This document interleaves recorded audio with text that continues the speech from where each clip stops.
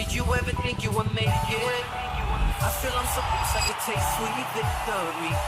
I know this life meant for me. Adam, what's your point? The future looks bright. My handshake is better than anything I ever signed. Right here. You are a one-of-one? My son's right about it. I don't think I've ever said this before. All right, folks. Hope you had a good weekend. Obviously, top of the line story, Maduro, how they got in, how they took him. And I saw one of the best memes yesterday. The meme said, it's showing a picture of Dick Cheney. It says, Iraq has oil. I need 8 years, 500,000 troops, and $2 trillion to go get it. And on the bottom is a picture of Trump. Tom, please turn that off, Tom. Here's the smarter way to start. Okay. And then on the bottom is Trump, and it says, Venezuela has oil. All I need is 3 hours and a few helicopters to go get them. Jeez. Can you imagine? Like all this criticism, and they did it in 3 hours, and the way they went and got them was an incredible thing. And Khamenei in Iran is apparently playing hide-and-go-seek. He's running around. He may be going to Russia. They're trying to find out where he's at. Tim Walz is doing a press conference today. And Tim Walz may be possibly saying that he is not running again for governor, and he's now blaming Nick Shirley. He's going after a 23-year-old after he exposed all the stuff that was going on out there. Anyways, there's a lot of stories to cover here. Tim Walz is not a fan of Nick Shirley, and guess what? We love what Nick Shirley is doing to go out there and leer about what's going on in Minnesota. I think we are leering a lot, and hopefully Tim Walz is as well. Couple other things. Trump suggests that U.S. use cyber attacks to turn off lights in Venezuela during strikes. Shout out to the Delta Force, by the way, of what they did.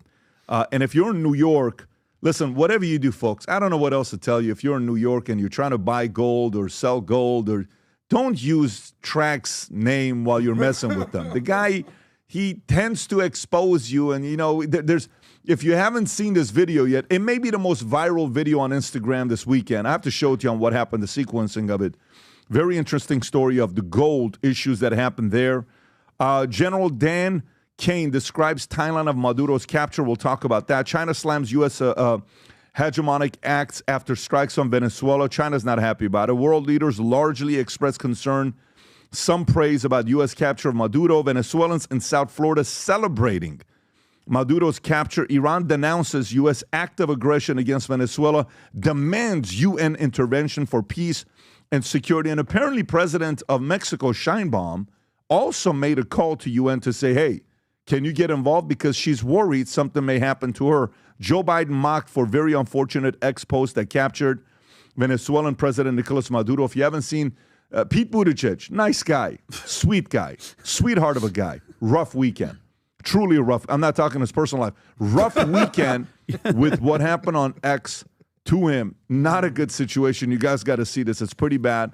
We're supporting his recovery from this weekend on X. But Harvard professor calls out university exclusion of white males and scathing public resignation. Tom has some commentary on that. It's incredible. Minnesota government whistleblowers claimed they were electronically surveilled. Had promotions denied. Canadian snowbirds flocking to sell their Florida homes amid Trump feud face huge losses at market tanks. Iran's Khamenei lashes out at protesters as nationwide anti-regime unrest grows. He came out and tweeted something saying, we're going to bring the enemy to its knees. I said, you are the enemy. Forget about bringing the enemy to its knees. And by the way, apparently he is running off, hiding somewhere in Russia, allegedly. Let me put that word allegedly in there. And then no future for us. Disaffected Iranians say it's now or never to topple the regime. Powerful image of Iran, lone Iranian protester in front of security forces, draws parallels to Tiananmen Square Tank Man, which we'll show you here in a minute. Reports say 41% of Netflix shows for children contain LGBTQ content in 2025. Megyn Kelly, she's not done with Barry Weiss, declares CBS News legacy media dead as Barry Weiss feud escalates. Former CBS reporter Catherine Harris reveals how executives delayed her reporting on Hunter Biden laptop. We may talk about that. And then it's going to be a lot of stuff with Maduro. It's not a pretty sight on what happened down there. But the way they did it, what a freaking amazing way of going out there and doing it. By the way, Trump hints support for fringe theory that Venezuela rigged the 2020 election. Mm-hmm. Obviously, there's some talks there as well that people are not happy about. And then subway bus fees in bus fares rises to $3 in New York City on Sunday. And they're like, wait a minute, I thought you were going to make everything free. And then Mamdani, Vinny's telling me this, says, I told you I'm going to make buses free, but not subways. So you had to raise the fee by, 10 cents? You said some number like Even that. Maduro was complaining because when he got to Maduro New was York, complaining when Maduro he was was going pissed on. off. That's right. Maduro was like, makes why sense. am I going to do Totally They this? made him sense. pick up the tab. Yep, that makes sense. California banned the claw and how you can manage your cat's claws now. Is that really a story? Yes. Stop it, Vinny. Yeah. I'm dead serious. They passed the law. Yeah, I A wrote that. declawing law If you cut their nails, it's illegal. in California. Because cats are Declaw. declaw. Not Like remove the nail. Clip them. Yes. Clip them or remove No, them? not clip them. remove them. Vinny, let the cat Let guy the cat handle guy- this, yeah. buddy. All right, well, we'll talk about that. It's Listen, removing the nail, it is not what cutting it is. the nail. All right, so before we go into all the Maduro stories, one thing I will tell you is I've been getting a lot of connects about people talking about what they want to do with their culture in 2026, going into 2026. And for us, it's very clear. If you want to find out how specific our culture is at Valuetainment, we went from having 9 employees just a couple years ago to now having nearly 160, 170 employees, full-time employees here on our campus here. Our culture deck is public, available. You can go purchase it to read through, and it tells you exactly how we do everything, how we do our calibration, what we stand for, what we do, what it takes to get promoted here. If you've never had one of these, you can go pick one of these up. Last time we did this, it sold out literally in minutes when it was gone. It's $19.99. Go get it. Read it for yourself. We even went to a company the other day in Arkansas. We were looking at them. Their entire code of honor was pretty much every single thing that we said except for one of them, and they had it in their front lobby. You can obviously go out there and change it up and do it for whatever you want to do with your company, but this could be a way for you to get some ideas for your business going into 2026. So go to vtmerch.com, Rob. We can put the link below as well for people to order. Culture Deck available for anybody to purchase. We'll ship it to you all over the world. Okay, having said that, let's get right into it. Rob, let's start off with Maduro from Venezuela. So, General Dan Kane describes timeline of Maduro's capture. Rob, if you have that clip, let's start off with the capture and how it was done of Maduro. Go for it, Rob. At 10:46 p.m. Eastern Time last night, the president ordered the United States military to move forward with this mission. He said to us, and we appreciate it, Mr. President, good luck and Godspeed. And those words were transmitted to the entire joint force. Over the course of the night, aircraft began launching from 20 different bases on land and sea across the Western Hemisphere. In total, more than 150 aircraft, bombers, fighters, intelligence, reconnaissance, surveillance, rotary wing were in the air last night. Thousands and thousands of hours of experience were airborne. Our youngest crew member was 20, and our oldest crew member was 49. Wow. And there's simply no match for American military might. As the night began, the helicopters took off with the extraction force, which included law enforcement officers, and began their flight into Venezuela at 100 feet above the water. As they approached Venezuelan shores, the United States began layering different effects provided by Spacecom, Cybercom, and other members of the interagency to create a pathway. Overhead, those forces were protected by aircraft from the United States Marines, the United States Navy, the United States Air Force, and the Air National Guard.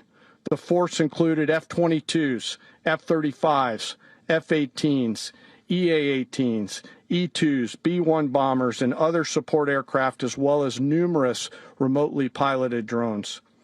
As the force began to approach Caracas, the Joint Air Component began dismantling and disabling the air defense systems in Venezuela, employing weapons to ensure the safe passage of the helicopters into the target area.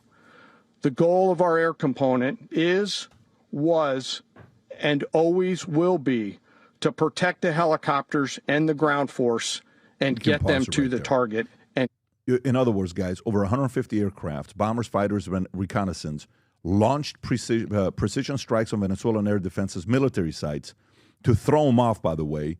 And then 201 helicopters of Delta Force reached Maduro's fortified compound, forced face fire. One helicopter hit but flyable, responded with overwhelming forces. Maduro and wife Celia Flores seized Maduro reportedly, tried fleeing to a safe room but failed. No U.S. fatalities. Minor injuries reported. Extraction completed. 4:20 local time. Maduro couple flown out abroad, helicopter to USS Iwo Jima, then to New York for charges, narco-terrorism. And by the way, if you can show the picture of him getting what he looked like with the his eyes, they had to shut his eyes so he couldn't see where he was going. Look at that right there. That's what he looked like. Drinking water, having his workout suit. Can you imagine middle of the night? And by the way, there's a bunch of different reports. Again, shout out majorly to Delta Force. When you see the amazing work they do and how low-key it was, going in, back door. By the way, do you know they've been working on this project since August? They've been working on this since August. Rehearsing and everything, right? Since August, they've been gathering intel to know exactly how to do this, and it was officially done. Tom, I'll come to you first. What was your reaction when you saw this? The markets reacted in a very different way. Some people are saying, I cannot believe you're doing this to Venezuela. We are being involved. We shouldn't be doing this. Rachel Maddow, what are we doing? Why are we now running? And Trump himself, by the way, if you got the clip of Trump, is this the one where he says, come for me, you coward? Rob, is this the one? Yeah, go ahead and play this clip. So he's instigating. That's my favorite. Go ahead, Rob.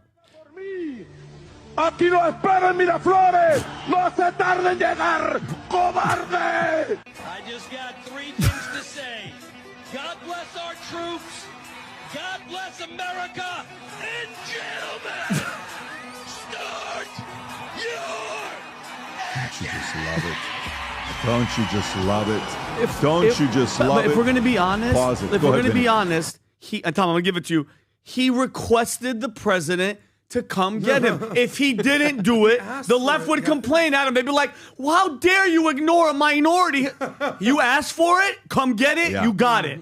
Period. Yeah, Tom, go for it. The first thing that, you know me, I break down everybody's words very, very carefully. And so I was listening to the general there, and he said we began layering in effects and we began disabling and dismantling the anti-aircraft systems.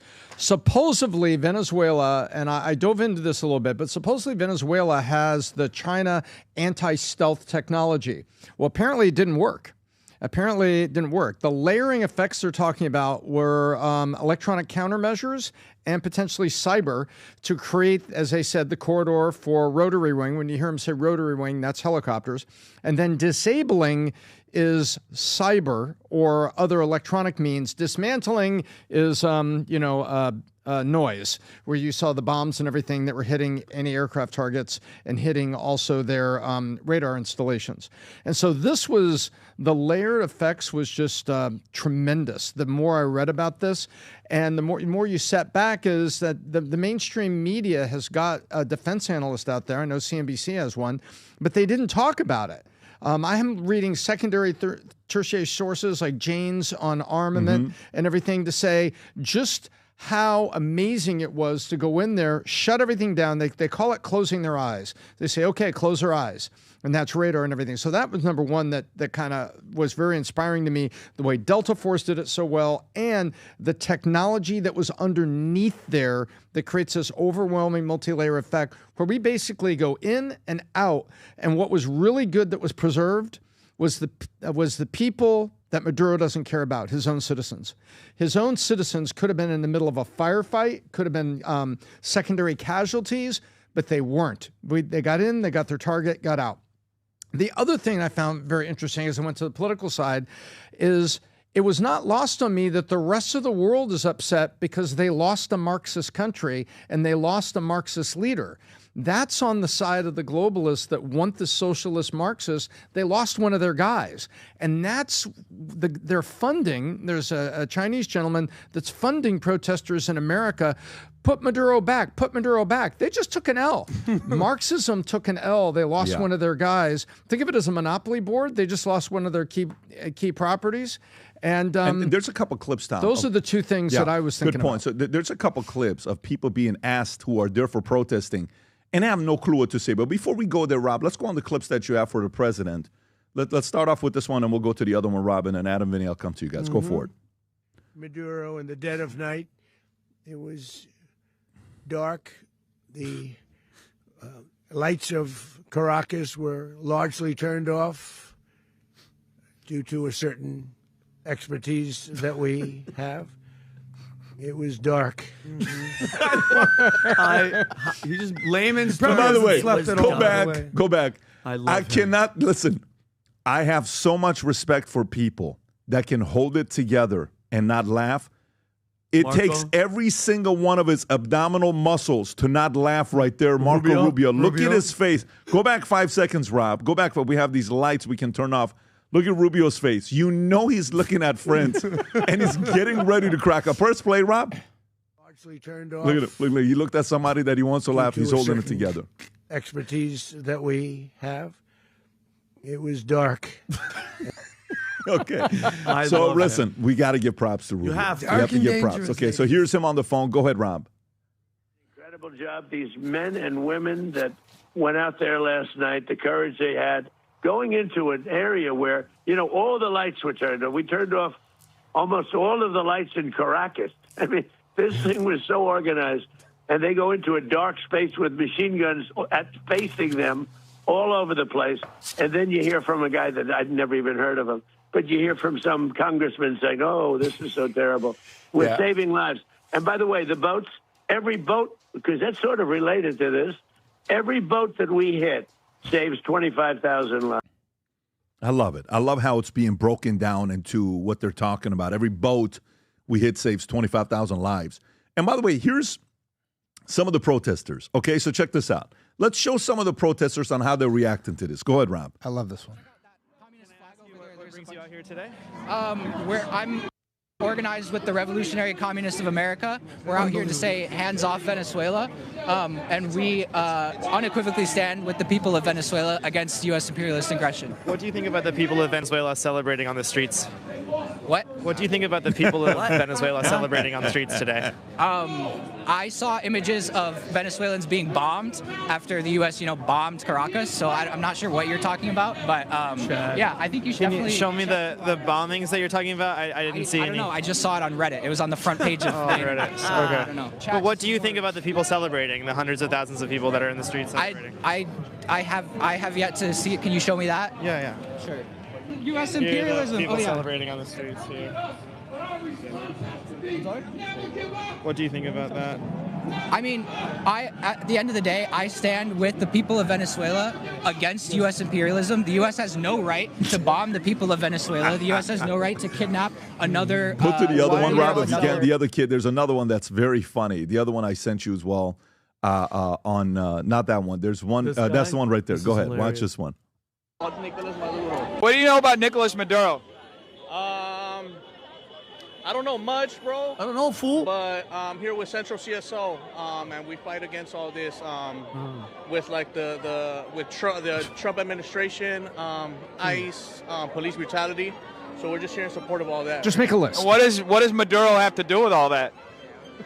I don't know, bro. I don't know, fool. The Dodgers. I mean, it makes sense. Nicolás Maduro is responsible for almost 8 million people leaving Listen, that's Venezuela. Dodger fans for you. Like a quarter of their population over the last decade. I mean, he's We're contributed taking a his lot, hat. right?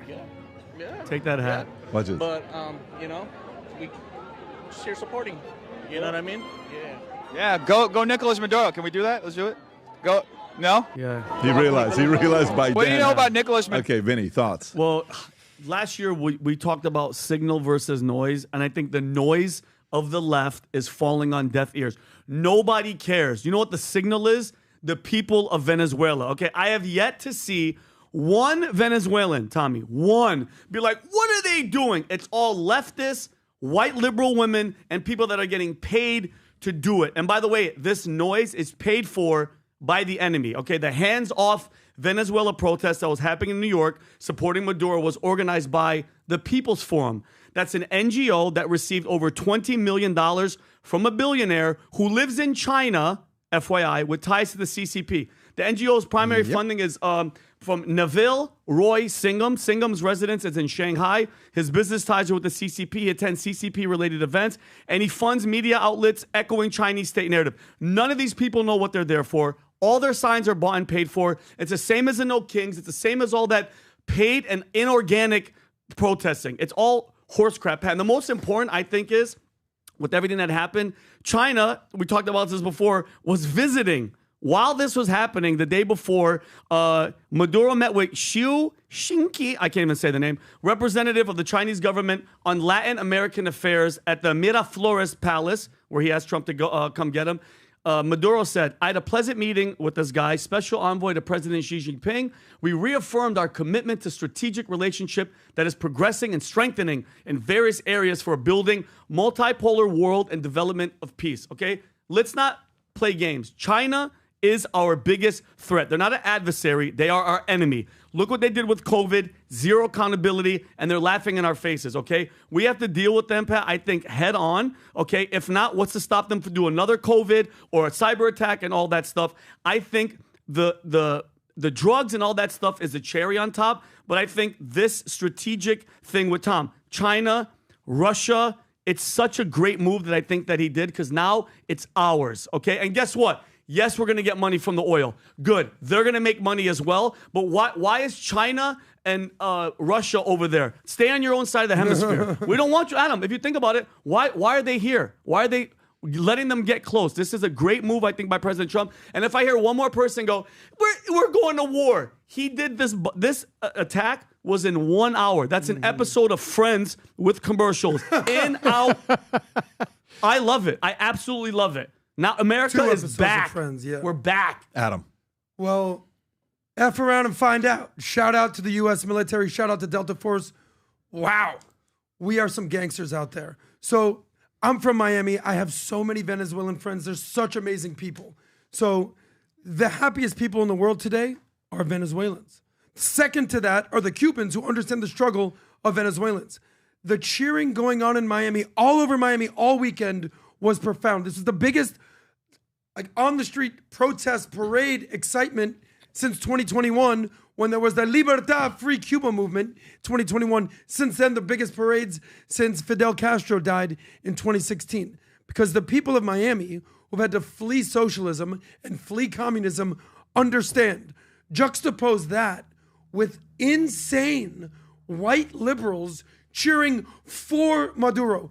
Imagine how far your head has to be up your ass to be cheering against Donald Trump, against the Venezuelan people, cheering for Maduro. These are the people that shout, no kings. These are autocrats that have hijacked countries like Venezuela, like Cuba, like Iran, and the people of their country want freedom, libertad. So shout out to Trump, shout out to Pete Hegseth, shout out to Marco Rubio, and major respect By the way, to the Venezuelan people. You know how bad it is when Ana Navarro, who hates Trump, I mean, there's certain people you can tell that literally that cannot stand a person, she would be on that list. But look what she had to do. It was so tough for her to do it that even her dog in her background was upset saying, please don't do it. Okay? Watch her here giving praise to the president. Go forward. Today, for me, is a good day because Maduro is out. He is a son of a bitch. I hope this sends a message to the other sons of bitches in the region. You may disagree with the way Trump did it, but it's done. He there was no way that it was going to end any other way, because once he started bombing boats, and we've bombed boats and alleged drug boats and killed over 115 people. I think Trump thought getting rid of Maduro was going to be easy and Maduro was going to scare easily. He didn't. It took him doing this. So yeah, he did it without congressional authorization. This was an act of war, all of these things, but it's now done. I think it doesn't escalate from here because the objective of this was to get Maduro out. So anyway, while you're seeing that, I just wanted to show that. But you know what's my favorite clip out of all of them? What is it? Can I tell you what's my favorite clip out of all of them? Because you realize the president said they're running the show right now through the vice president that became the president, who was acting all tough on TV. But behind closed doors, she's following order. And Trump said, I think she is. This reporter here that Marco Rubio goes on. She's asking the question saying, how come you didn't get more people? Why did you only get Maduro? Why did you only do this? And just watch. This is why Rubio, to me, is slowly becoming the #1 draft pick for 2028 election for president. I just want you to see this. Go ahead, Rob. Please play this clip. Curious because you just described the regime as still in place, essentially. I mean, I'm curious why the Trump administration decided to leave it intact and only arrest Nicolás Maduro and his wife, the person who controls the police, the chief thug, Diaz-Cabello. He's the interior minister. He's been indicted by the United States. He was in that indictment the administration released. He's a narco-terrorist. There's a $25 million price on his head. He's still in place. The defense minister, who has deep ties to Russia, $15 million price on his head. He is still in place. I'm confused. Are they still wanted by the United States? Why didn't you arrest them if you are taking out the narco-terrorist regime? You're confused? I don't know why that's confusing to you. They're still in power. It's very simple. You're not going to go in and wrap up. But you can't go. You're going to go in and suck up 5 people. They're already complaining about this one operation. Imagine the howls we would have from everybody else if we actually had to go and stay there 4 days to capture 4 other people. We got the top priority. The #1 person on the list was the guy who claimed to be the president of the country that he was not. And he was arrested along with his wife, who was also indicted. And that was a pretty sophisticated and frankly complicated operation. It was. It is not easy to land helicopters in the middle of the largest military base in the country. The guy lived on a military base. Land within 3 minutes, kick down his door, grab him, put him in handcuffs, read him his rights, put him in a helicopter, and leave the country without losing any American or any American assets. Amen. That's not an easy mission. And you're asking me why didn't we do that in 5 other places at the same time? Unbelievable. I mean, that's absurd. I do think this is one of the most, daring, it's maybe the worst complicated, sophisticated missions this country has carried out in a very long time. Tremendous credit to the U.S. military personnel who did it. It was unbelievable. And tremendous success. And today, an indicted drug trafficker who was not the legitimate president of Venezuela, who we don't recognize, the Biden administration didn't recognize, 60-something countries don't recognize, the European Union doesn't recognize, and many countries in Latin America don't recognize. He was a indicted drug trafficker. He was arrested. His wife was arrested, also but the indicted, others who are also indicted are still system of courts. The others who are also indicted are still in place. So that's the point of my questioning there. But you talked about not being the legitimate president. So you wanted us to land in 5 other military bases? No, I'm asking why you chose that this was the limit of the military operation. The limit? But to your point that you just made, that Maduro was not the legitimate president. He was the guy who was claiming to be the president. Right. I'm curious because is this not? Does she think the U.S. military is Superman or Batman or Spider-Man? What planet are you living on? There's no winning. You can't just give praise to the U.S. military, to Delta Force, saying, wow, what an unbelievable operation. Why didn't you take out every single bad guy in the world? Because that's not how life works. She got up in the morning, took a shower, slipped and fell, hit her head, and woke up as Lindsey Graham. So it's like, why didn't you get more people? Why didn't you attack more things? This, to me, the irony here is you have a liberal media outlet in the mainstream media actually calling for more military intervention. Weird. No matter which way you put it, this is the best thing. The hypocrisy that is seeping from the left right now. Okay, so we're going to object to anything that Trump does. Okay, so now you're defending Maduro? Yeah. Now you want more escalation? You're criticizing what he did in Iran, so now you want the Ayatollah in power? Adam, this is the hypocrisy that's happening there. Trump can cancel your income taxes, and leftists will be like, I want to pay taxes. They're going to complain. It's so stupid. And one thing about hypocrisy, Bush and Obama spent $3 trillion. I'm going to say that again. $3 trillion on the wars, 100,000 troops to Afghanistan. We lost almost 2,500 United States military soldiers fighting the damn Taliban. And the whole time, Osama bin Laden was in Pakistan. Okay, wrap your head. And congressional approval, how many strikes happened under Biden with no congressional approval? Do you guys know? Ready for this? 165 strikes. 85 in Iraq and Syria, 10 in Syria and Iraq combined, 70 in Yemen. Don't forget Yemen. The same with Obama. Obama killed Osama bin Laden. Zero congressional approval. And George W. Bush got congressional approval and invaded Iraq. Retarded. He and Obama invited Libya, killed Gaddafi, no approval. In 2016, Rob, do you have that chart? How many bombs did this guy drop? Mr. Black Jesus, how many? 26,171 bombs in 1 year. So when I say I love that you came with the signal versus noise, nobody's hearing your noise on the left. Nobody cares. Who the hell gives a damn what Harry Sisson thinks about this whole geopolitical stage? Nobody gives a damn, all right? And Pat, I have a chart. And that I Obama sent killed a U.S. citizen abroad and knew that he was going to do it. Yeah, 1,000%. Pat, did you see the chart about Poland and Venezuela? Look at go to that chart, Robbie. Keep going. Oh, is this the change in fortunes? Yeah, look at this chart, Pat. Did you see this?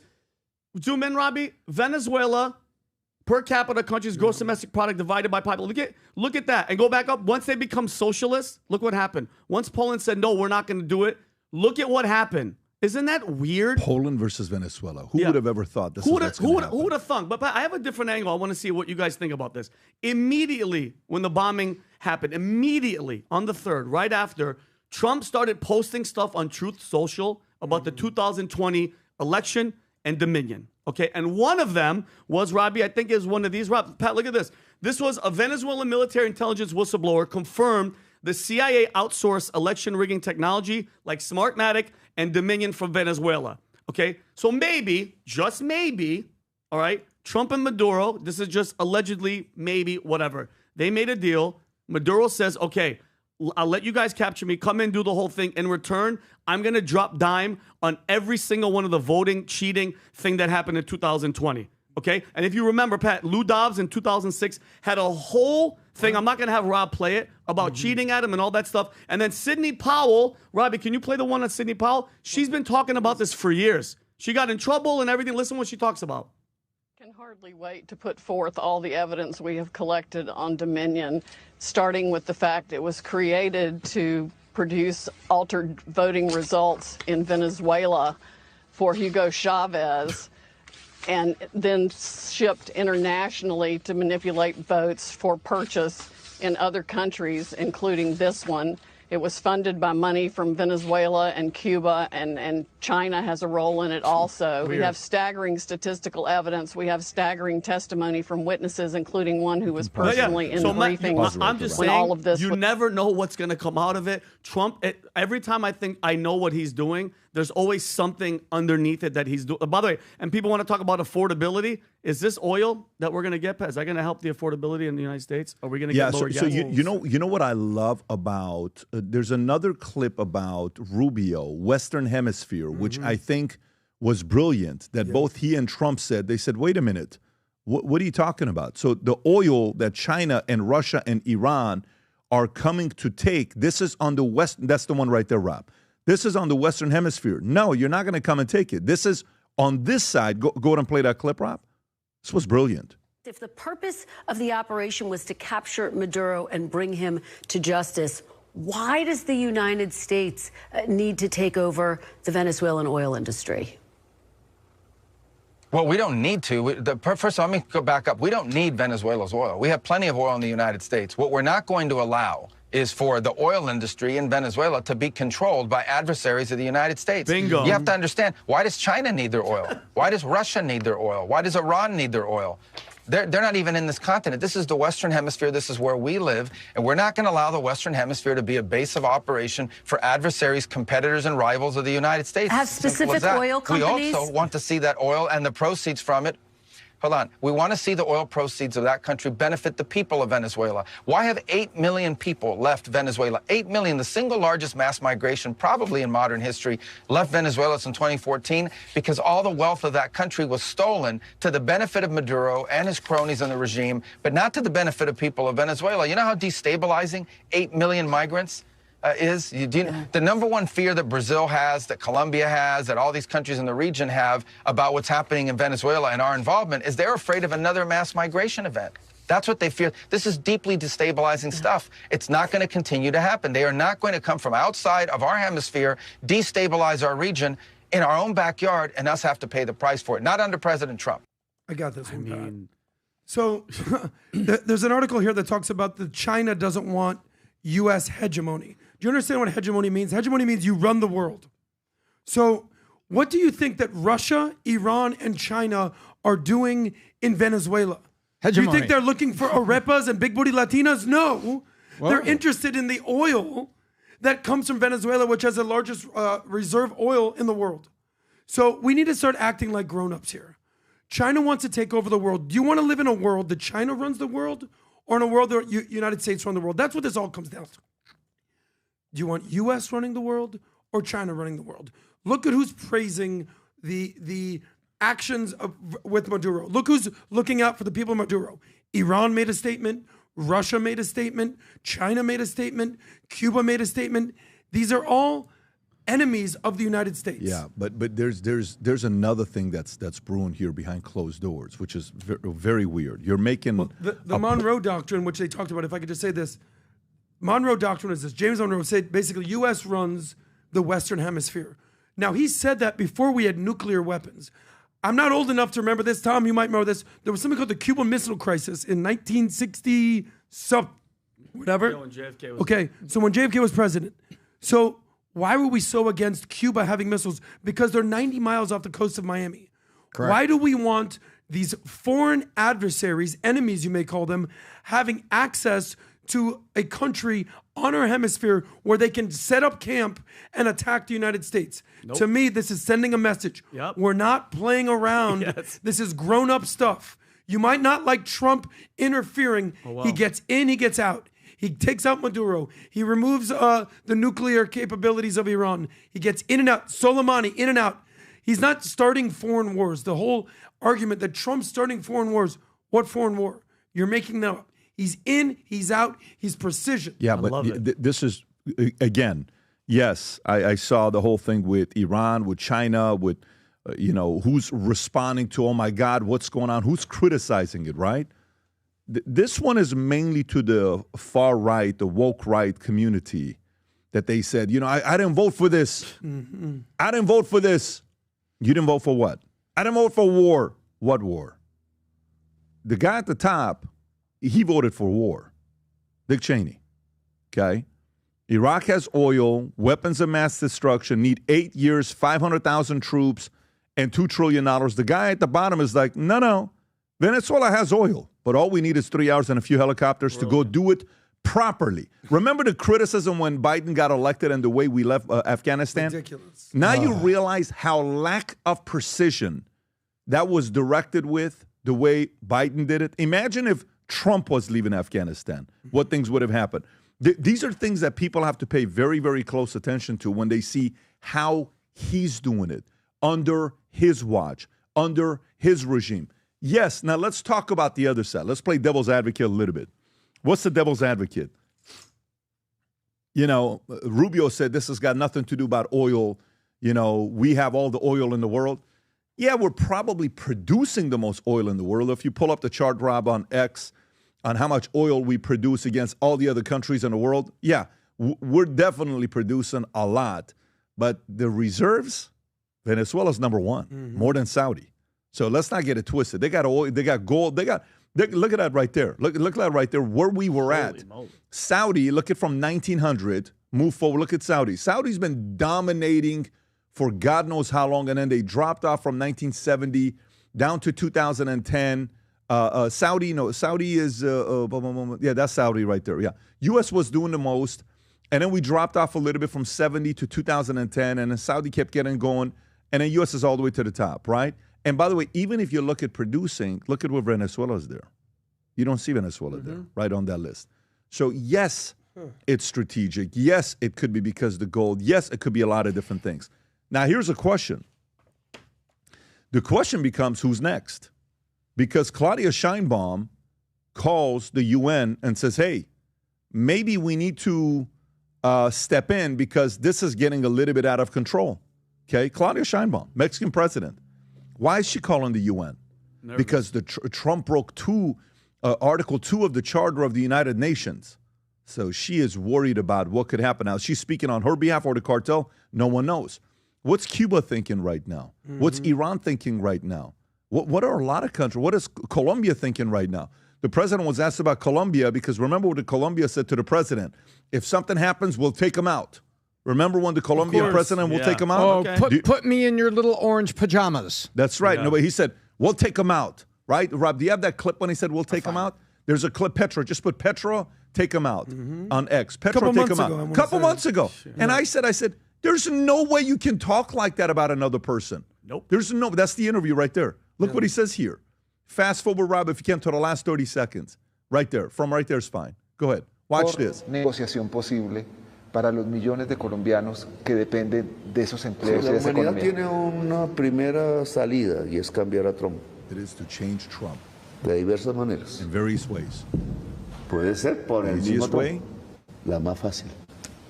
Si no, makes a gun noise. Sácala a Trump. Oh, okay. Oh, really? Okay. Okay. I wonder how he's sleeping tonight. All right, so guy. here's the president. Go for it. Mr. President, Colombian President Gustavo Petro, a couple weeks ago, you said he's got to watch his ass.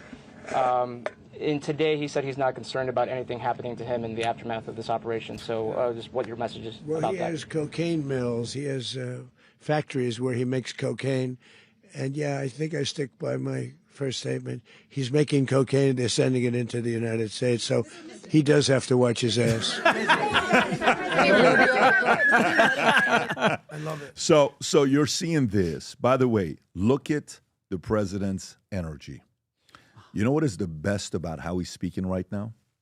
Zero emotion. Flow state. It's not even flow state. It's zero emotion. He used to be cold as ice. He used to, like, when he had to win everybody over, he was so animated, so energized, loud, fighting. Today, nothing. Guess what? Ice cold. Here's what we're doing. Yep. He is the coldest I've ever seen him be. He is as ice cold as ever before. But the reality of it is, what do you think Petro is doing right now? What do you think the Mexican Building a cartel are bunker. thinking about right now in Mexico? What do you think Cuba's thinking about right now? What do you think Iran's thinking about right now? Oh, yeah. If we want to go into Iran, this next story here, They are all on notice, Pat. they're all on notice. But if you want to go to Iran next, so here's what is taking place in Iran. By the way, the count now of protesters getting killed in Iran, the report says 16, some say 20, some say a lot more than that, but they are not slowing down. But what's taking place with Iran? Khamenei, Rob, if you want to pull up his tweet. I'm so proud of Rob. Now he knows how to, type out Khamenei, like he knows how to do Deuteronomy. There's like this. We're getting so much better in spelling right now. There's on so the much team. spit on his Look microphone. at this here. Khamenei. He says, we Carry the will one. bring the enemy to its knees. I love what you responded, Pat. What We did you will say? not give in to the enemy. Rob, if you want to go on Twitter. So he's saying this, right? Acting all tough. And I responded to the guy and I said, let me see what I said to him. I don't know if somewhere in there, Rob, if you can't find it, it's fine. Is it right there? Yeah, you are. He says, we will bring the enemy to the knees. And I said, you are the enemy of your people, right? Well, what he's got going on to Iran. And then reports have it that he is on the run. Reports have it that he is allegedly going to Russia to hide. Oh, weird. Okay? He is going to Russia to hide. Really? And yeah, that's alleged reports. If you type in, is the report in here, Rob, or you don't have it here? I don't believe it's in there. It came Okay, out so why overnight. don't you just go out on Google and type in Khomeini, Russia, Khamenei. There you go. Ayatollah Khamenei plans to flee to Moscow. This is the Times. If Iran unrest intensifies, the Republic's supreme leader has plotted an exit route out of Tehran should his forces fail to quell dissent. And intelligence report reveals. Go a little bit lower, Rob. Khamenei has a backup plan to flee the country. Should his forces fail, 86 years old, plans to escape Tehran with a close circle of up to 20 aides and families. Should he see that the army and security called on quell the unrest and deserting, the plan B is for Khamenei and his very close circle of associates and family, including his son and nominated heir apparent Mojtaba, an intelligence source, Ben Sabti, who served for decades for Israeli intelligence after fleeing the regime after 8 years after Islamic Revolution, told the Times that Khamenei would flee to Moscow and there's no other place for him. Where else is he going to go? Well, what other place is he going to go? China may not even want the guy. He's got to go to Moscow because Moscow is the place that Russia owes him. Because Iran's been selling him so many drones that they're like, oh, I'm your number one customer. Listen, then I'm going to come and stay over there and feel safe about it. So Iran's not looking too good. And the chaos is continuing. I'm trying to see which video I was trying to go to. Tom, I'll come to you on this because you look like you have some thoughts. Go for it. Well, excuse me. I actually have a question for you based on history. Didn't Ayatollah Ruhollah Khomeini, right? If I said that correctly, I have to identify him. Wasn't he exiled in France before the 78, 79 revolution? He was. So we've kind of seen this playbook before, right? They escape and go someplace, and then they wait until maybe it's safe to come back. It's like we've seen this history before, but it doesn't look like this time the Iranian people are having it. The only difference is the first time Khamenei went to France, he was in his 50s, if not 60s. This guy's 86 years old. His time is up. So it's not really him that we're worried about. It's his son. That could be the replacement. The whole That's right. Yeah. So the whole thing his son is the one that right now the wealth is probably going to go to, and a lot of people right now are fighting to see who gets it. It's like the Game of Thrones. Okay, it's like the Game of Thrones. It really is. Oh my God, it's like the Game of Thrones, seeing who is about to get the power, who's going to be. They're all fighting for it, right? Yep. Which son is going to be getting the power? But with Iran, Rob, do you have that clip? The one clip over here that says Iran's Khamenei lashes out at protesters at nationwide anti-regime unrest grows. Do you have that one clip from page 16? Do you know which one I'm talking about? Yep. It's unfortunately, I believe it's in. Watch this. بجاست اما اعتراض غیر از اغتشاش است. Rob, please. ما با معترض حرف میزنیم باید حرف بزنن مسئولین. Pause it right there. I thought it was the translation for Americans he said he to wants see. to talk. No. Half presenting. Yeah, we're talking. I have a translated version go of for it. it. I don't know, but it's AI, so I don't know how good it's going to be. Go for it. Okay, John. It's a different day, but this day is different from riots. We need to prune our hair after we prune it. It is useful to be disturbed by spam. Put the troublemaker in her place, put the troublemaker in his place. The eruption of the century to the east of Harry. For rent, May luxury, Sinjam and Rakesh are the beginning centers. This is a certain amount of money. Beyond the destruction of the body of the country of Pashtisar, let the faithful and healthy and Anglos be free from Itrazuns and fight from the basket. Yeah. Sloan is not acceptable before. You can't destroy the enemy's work by knowing the enemy's name, not by any means from the basket. Here Dinat mi Fardises, from Kisan, from Swata, from Bait, the CD Nemo. The most important thing is that when a person is an enemy, he is a creditor. Do you impose something on the drawer, on the Muslims, on the government, on the nation? Language. Yeah. With her, she will cover the whole 20 in front of the... He's in his 86. He's 86 years old. He's done.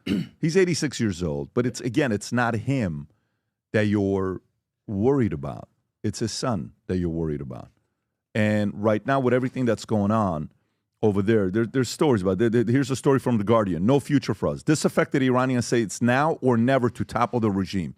A sudden nosedive in the value of Iran's currency was the final blow to the population growing tired of being patient under an ailing economy. Protesters soon began in Iran and spread, kicking off the country's biggest protest in years. At least 10, and now it's 20 people killed. Despite my mother's fears, I joined in. Do you have? Oh my God! You have to see this video, Rob. Do you have this video of the son crying, pleading? Oh, you have, folks. I'm going to send this to you, Rob, if you have it. This one right here? Let me see. That's the one. Vinny, watch this. You have to watch this. Go for it. Don't go. Why shouldn't I go? Brother. Working like a dog from morning to night. Like a dog. Can't be done. I have nothing left to lose. My parents are falling apart before my eyes. I can't do a damn thing. My mother wished for me to get married. I wish they would wrap me in a blanket tomorrow and bury me. Why shouldn't I go? Let me go. But at least I didn't sleep with a guilty conscience at night. Let me go that if my child asks me, what did you do? I won't say I couldn't do anything. I just got the chills all over. Wow. Every night the thought that it gets too late to act. Why shouldn't I go? It's way too late. We've endured so much. I've had it up to here. I can't. If you join me, you're appreciated. And if you don't want to come, just don't forget me. Are you kidding me? Are you seeing where it's gotten to in Iran?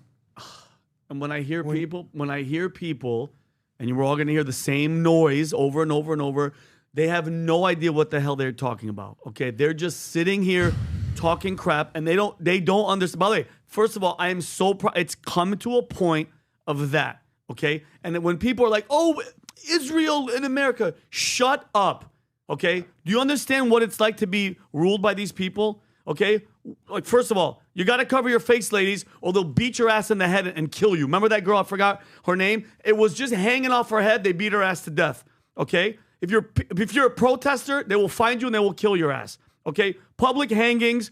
Women are worth half of a man in court. So when I hear these liberal women talking about that, you're not even worth half of a man in Iran, okay? Homosexuality, they're throwing your ass off of buildings. Girls can be married as young as 9. And I know liberals, you guys are okay with that because all your transgender and all your... You guys don't give a damn about children, but enough. Nobody gives a damn about your... America. They're doing it on their own organically, but they're going to need help. They're going to need help. And I'm telling you right now, good for them. I'm so freaking happy for the people because I think that it's not going back from here. From this point on, Adam, it's not. You can't undo it. The citizens now have guns. They're firebombing places that are of the military. There's no turning back now. They're done, and I'm proud of them. Good for them. Well, time is up for. And not all the IRGC, right? Yes, IRGC. Islamic not all the Revolutionary Guard IRGC. They have the equivalent of a National Guard, which is like a police level. Yes. And apparently these guys did not show up in the numbers that were dispatched. Good. And that did not, because you go back 10 years ago, they would, and help me with my history here, Pat, they would just fire into the crowds. They drove over with trucks. There would have been a couple hundred casualties when you have 10,000 citizens out there protesting, but we're still counting casualties, which are tragic, in tens. We're not counting them in hundreds. And what's interesting to me is that when you hear that the military doesn't show up, that is usually, historically speaking, one of the big signs when the government can't get the military to do it. The citizens that are in the military are usually saying enough to the government they serve. That's awesome. So that video of that young man basically pleading with his mother, I have to go protest. I have to go protest. Number one, salute to him. But the question is, how many more young men feel exactly like that? My guess is it's millions. Imagine your mother saying, don't go. I don't want you to lose your life. He says, I have to. What am I going to tell my children? That I stayed at home? I have so much respect for the people of Iran. Not just because of my CEO and boss and friend PBD right here, just because I know a lot of Persians in this country and beyond who want more than anything a free Iran. So if we think that we're seeing amazing protests in Venezuela, if we're seeing that we're seeing amazing protests when Syria's liberated, I can't wait to see the parades that happen in Tehran, Iran, when the Ayatollah falls and the people of Iran can be free. It's coming. It's inevitable. The momentum is there. And I feel like whether it's now, whether it's next year, the time is now. The MLK famously said the arc of the moral universe is long, but it bends toward justice. 46 years they've been living under this oppression. How long has Venezuela been dealing with this? 25 years? Yep. Almost double what's going on in Iran. And you know who the Ayatollah fears the most? His own people. And they're coming for him. He's hiding. And he might be fleeing. We're going to see what's happening there. The people are miserable. They're unemployed. The inflation is rampant. The economy is plummeting. They're focusing on nuclear weapons and funding terrorism rather than feeding their people and providing them with drinking water. His time's up. By the way, if you want to play this clip, Khamenei has advice for you. This is a speech he gave in 1979, Iranian people. Advice from Khamenei. Ruhollah Khomeini, one of the top 5 most powerful figures in the Islamic religion.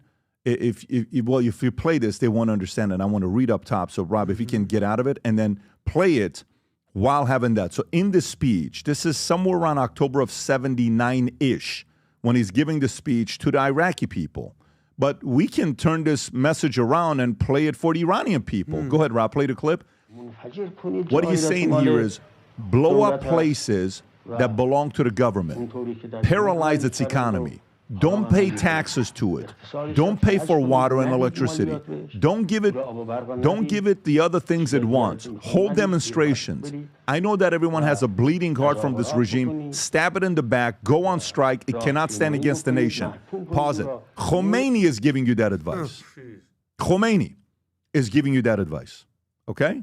So if Khomeini is giving that advice to a regime that's destroying its people, flip it and do it to that, to what do you call it, to that government right now in Iran that's doing it to you. The level of bravery and courage that is taking place with these guys, it's absolutely insane. So many people all weekend like, oh my God, why can't you just get behind Reza Pahlavi? And why can't you just do this? And why can't you just do that? I don't know how many clips you guys have. Your Iranians are starting to finally share and say, what the hell are you talking about?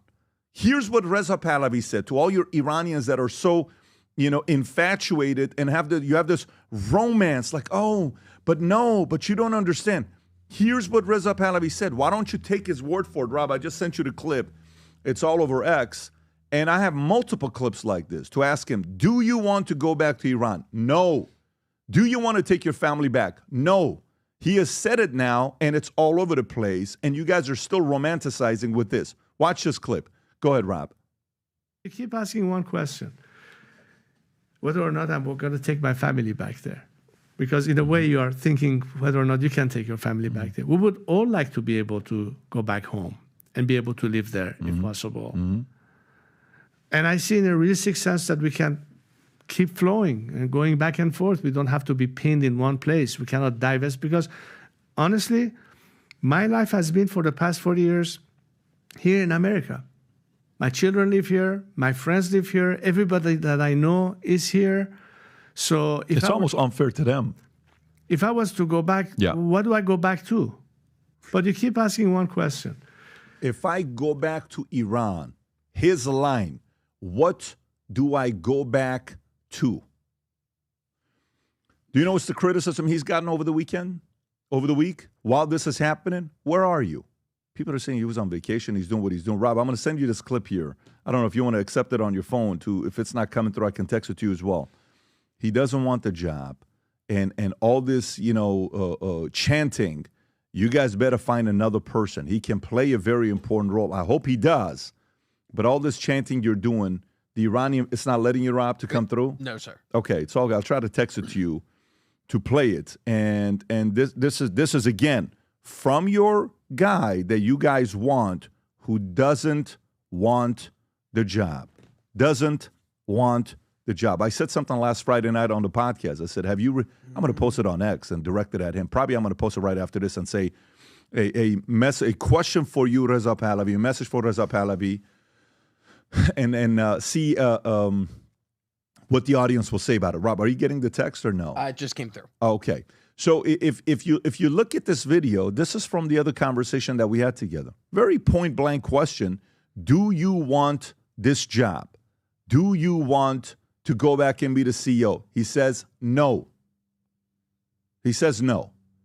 And by the way, for the people that are judging, there's 3 people in that community. Those of you guys that are judging, those of you guys that are celebrating, Rob, it's not come through yet? No. Okay, I just sent it to you in the video. It should be up there if you don't have it on your phone. I text it to you, Rob. So can you just transform it from there to your thing? So you're saying the 3 groups? Yeah, the 3 groups are following. One group is the one that is romanticizing to go back to the Shah. It's not going to happen. He's not his father, and he's not his grandfather. That's not going to be coming. Fast forward, okay, you can play the clip, Rob, but I have no desire to be the CEO, moving my entire family to Iran, running Iran, putting the crown, and being the 3rd king that represents to do this with my family. That's not my interest. Am I reading that correctly? Yes. Okay. So do you know this is the first time I've heard you say this? And this is the first time I've heard you say this. And for me, what it does to me as a viewer, he just said he does not want to go back and be the CEO running it. So that whole Shahanshahi and all this stuff, that whole Bandar Pahlavi or that whole Park Shahanshahi that we used to go to as kids, and it would snow, was awesome. I would go play soccer there, and I would go bike in that one circle that they had, and we would eat balot. We would eat, corn and on the water and the salt, and how delicious that. You remember that? How amazing. Or you would eat jigar with the green on top of a loghme kebab, or you would do the jigar and you would eat it. It was so flippin' delicious with the salt on top of it on the skewers that they would do kebab. It was so amazing. And the dough you would drink. in Abeli or Abegarm. Wasn't that awesome? I have some of the best memories of my life in Abegarm. Abeli, we would go to this place. If you went underwater, the water was gas, Vinny. You'd go on, you couldn't breathe. You have to come back. Dad, what do you mean? He said, go underwater. My dad's like, try to go under the water. I'm like, Dad, the water's gas. He says, go see what happens.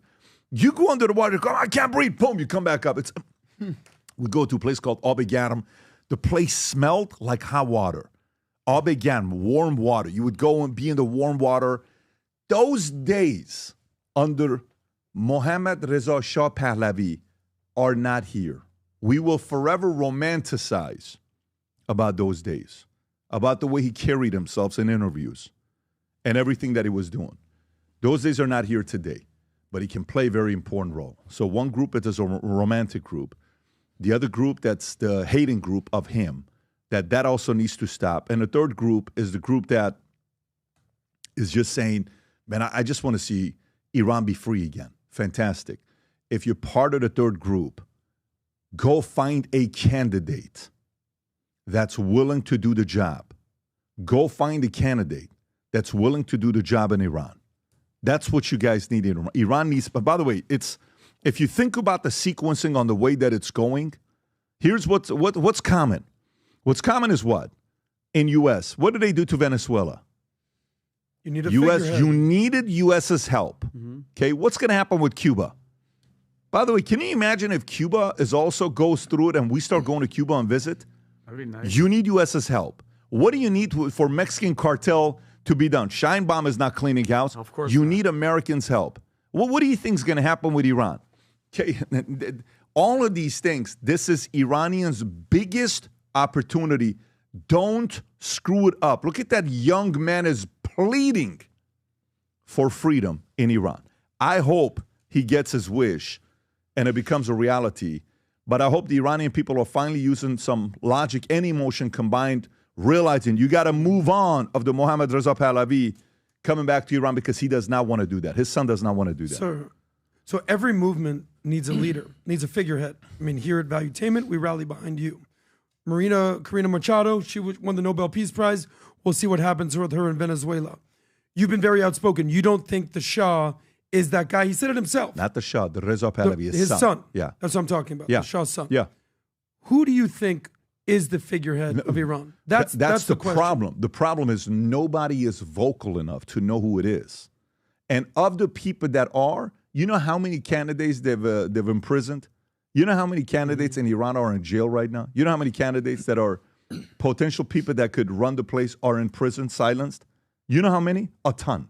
So they're also hiding it where they can't be as vocal. So there could be a few people on the inside that they know of, Iranians know of, that they want, but they don't have the mic.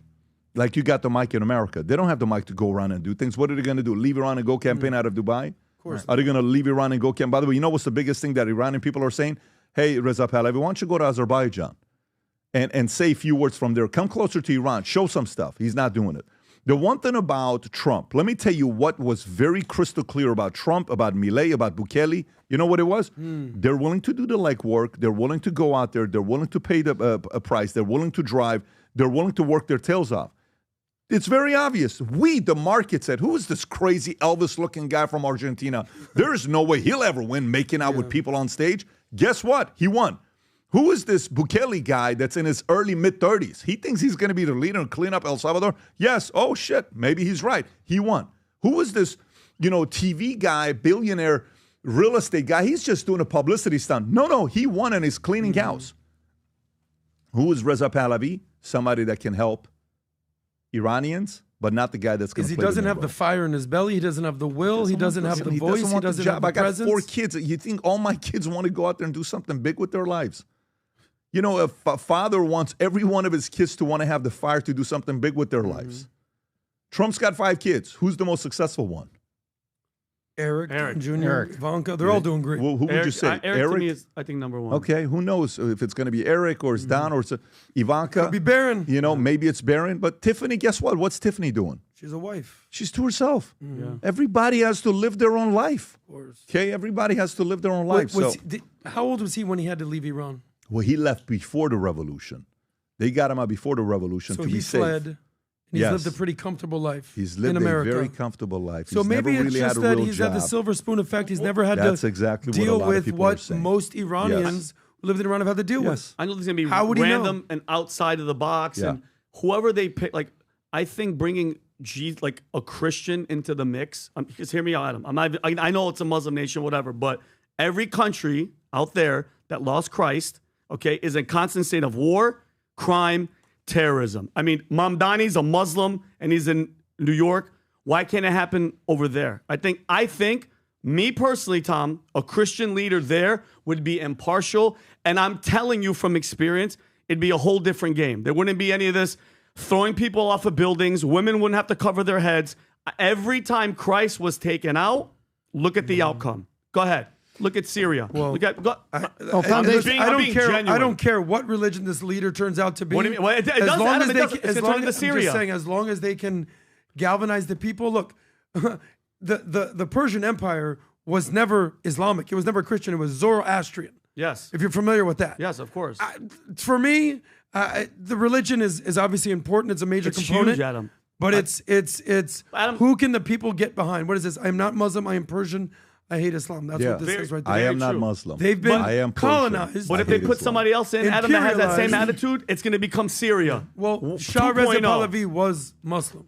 What are the people? The people are saying, make Iran Persian again. Not necessarily the... It wasn't Islamic or Islamist. He wasn't Muslim. But what was his religion? He was he Muslim. Zoroastrian? Yeah, he was. Yeah, he was. Okay. Tom, go ahead. No, so the people have spoken. People have spoken in Venezuela. People are speaking right now in Iran. And that video, that young man really touches my heart. Right? It's because what he's saying is, what do I have to live for here? And you look at the risk all those people took in Venezuela on the last election. Their guy won in a landslide. And then the people that supported him, his political advisors, people were in prison. You look at what Maduro did. And so now Maduro's out and you see the people celebrating. But now what's in the void? What's in the void? The one thing the NBC reporter is right about is there's still some bad guys in Venezuela. And so there needs to be a synergist come to the front to control things and to move it forward in Venezuela. Because Argentina had they had a stable country, a stable government, but a horrible set of economic policies, and they had an unstable economy. But on that stability, Milei was allowed to stand. And then say, I'm getting rid of this, I'm getting rid of this. Afuera, the whole chainsaw, I'm cutting it all down. Well, he only was able to do that because he had the stabilization of the country and relative stabilization of the government. The government was just run by a pack of loons that ran the economy into a tree. And so what Iran needs is, let's look at the last 2 years. Iran's political primary system is really kind of rough. You don't win Iowa in Iran. You win a sentence in a cell is what happens in the political primary. There needs to be a synergist that comes forward that can bring all of this together, because Iran and Venezuela have two things in common. They have a lot of natural resources and oil, and that money can be used to restore the country for the benefit of the people and to make it run. And you have the people there have had enough in Venezuela. The people have had enough in Iran. But both places need a synergist to come to the front to bring it together. And the overarching narrative is you have the Islamists and the communists teaming up to do what they're doing. So let's move forward. Let's go to the next story. So Governor Tim Walz goes after Nick Shirley, calls him a delusional conspiracy theorist. So Tim Walz accused citizen journalist Nick Shirley, who has expressed alleged widespread human services fraud in his state, of being a delusional conspiracy theorist. Here he is. So Nick Shirley tweets, why was she killed after speaking out against illegal migrants? Was she a threat to you and your fraudster scheme? Rest in peace, Melissa Hortman, right? Tim Walz retweets, my opponents have been celebrating this far-right YouTuber as a groundbreaking journalist. Here he reveals who he really is, a delusional conspiracy theorist. Now, while this is going on, Nick Shirley just tweeted an hour ago saying, I destroyed Tim Walz's career or something like that. I think he literally just tweeted that, Rob. If you want to look it up, go to Nick Shirley. Boom, boom, boom. I think he just said that, and Elon even commented into, I ended Tim Walz. Musk tweeted and said, thank God. And apparently, Rob, you said Tim Walz is going to be doing a press conference today at around noonish. He just did? Yeah. When? Right now? It's official. It's He's official? dropping out. Yeah. It's officially dropping out. No, I just sent it to the group. Tim Walz drops out of the Minnesota governor's race. Do you have that? I this sent it. literally just happened? Right here. This is what happens when your own federal government wages war Oh, against you. yeah. This is what happens when they target communities for their own benefit. This is what happens when they scapegoat. And this is what happens when they no longer hide the idea of white supremacy when you hear the Vice President of the United States talk about now white people won't have to apologize for being white. That's never happened once in my whole damn life. And I think everybody in this room knows what they're doing. So we're here today to say enough of this. We're here today to stand that Minnesota will protect their neighbors. What does that mean? Did he say he's stepping out? He didn't drop out. I don't think so, Vinny. He's not resigning. Supposedly, he is dropping out of the 2020 Minnesota governor race, plagued by Somali fraud exposed by independent journalist Shirley. Yeah, that's him blaming white Good people. riddance. But now lock the traitor up. Tim had the gall to pin the fraud on white people instead of taking accountability for what the Somalis have done. He can't leave office soon enough. What a dummy. Tom, your thoughts? Tim Walz did not drop out of the race. Let me tell you what just happened. The machine that's around Tim Walz fired him. Tim Walz just got fired. He no longer has the support of the people and the mechanisms that have been part of this entire machine around him.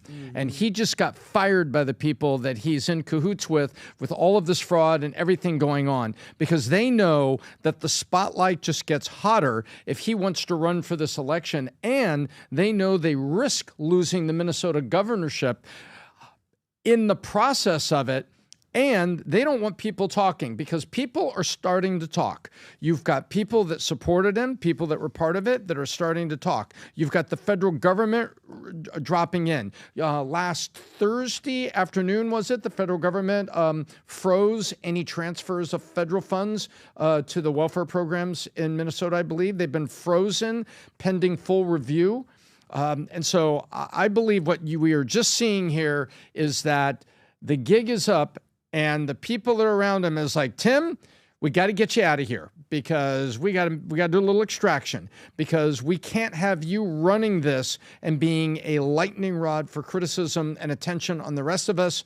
Tim, you're fired. You need to drop out of this race. And I believe the machine fired Tim Walz. When we talk about accountability, this makes me so... The fact that a 23-year-old exposed their entire state, in my opinion, Vincent Oshana's opinion, if you think Ilhan Omar didn't know all the crap talking that she talks about to her beloved Somalis and everybody, and her attitude is like, I could go back to Somalia because, yeah, I made all the money that I did, and there's no way that this guy didn't know. Okay, there's absolutely no way. Even the president posted something that you reported on first, Pat, that 72% of these people, of Somalis, are on welfare. Okay, it is a big freaking scam, and that's the reason that they picked him to be the vice president, to keep that money funneling, to keep these freaking leftists elected. Him and this tampon in the bathroom attitude, him being friends with school shooters, his just disgusting demeanor, his waving on stage like he was like a savior. And there was a clip that I sent Rob, Pat, that there was a daycare in Minneapolis. Because I don't want anybody, and I love the fact that we're not forgetting, like, yes, the Venezuela thing is huge. It's taken over the news. Let's not forget about the trillions and trillions of dollars of fraud. There was a daycare. Oh, this is the first one. This is a Somali restaurant that they paid $12 million in federal child meal funds after they claimed to feed 4,000 to 6,000 kids a day. The FBI watched the restaurant for 6 weeks. An average of 40 people showed up. Rob, you don't even have to play the clip. Just as long as we have it so people know it. What is the show? What is the show in the clip? This is them doing the investigative work. Play it for a little bit, Rob. In December of 2021, the FBI installed a surveillance camera overlooking this building just off Lake Street in Minneapolis. At the time, it was Safari Restaurant, which overall took in $12 million in federal child meal payments through Feeding Our Future. That's correct. Safari's former co-owner, Salim Saeed, is on trial alongside Amy Bach, the Feeding Our Future executive director. Safari claimed to feed 4,000 to 6,000 kids a day. Its invoices and meal counts shown to the jury alongside the video. An FBI agent testifying that an average of 40 people came and went during the 6 weeks it was surveilled. The FBI set up a total of 12 cameras at sites claiming to serve extraordinary numbers of meals.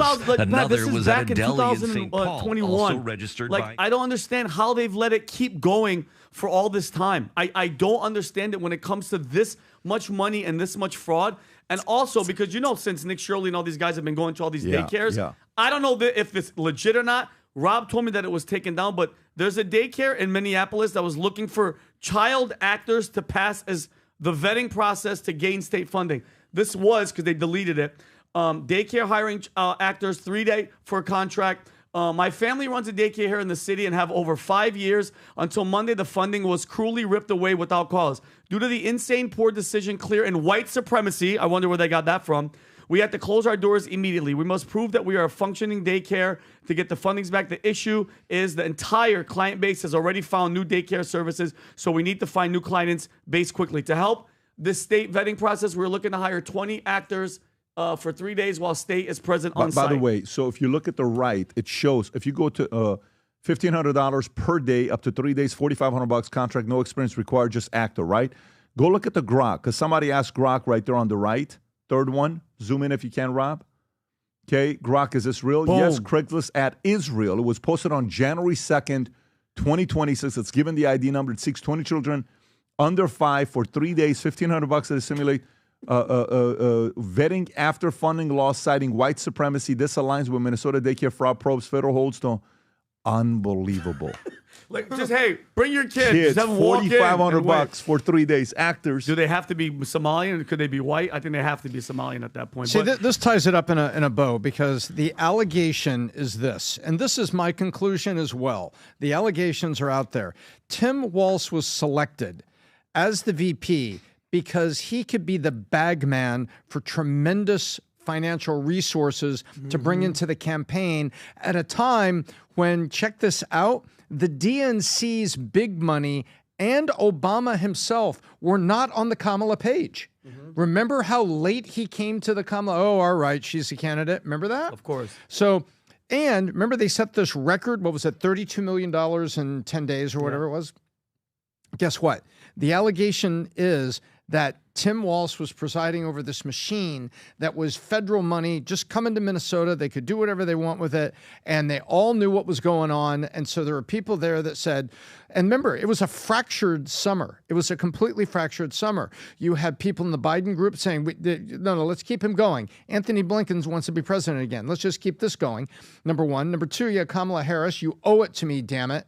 And then the next one, it was, what about Michelle or what about others? So it was a fractured group. Yeah. They needed money, and they went, and guess what? They apparently, allegedly, got it with Tim Walz. And so I read all this stuff. I'm not reading the loony stuff. I am reading things A, B, C, D, and I'm not just waiting for someone. I said it when we were in Aspen. This is the biggest campaign finance fraud in the history of our republic. I pray that they go after Ilhan Omar.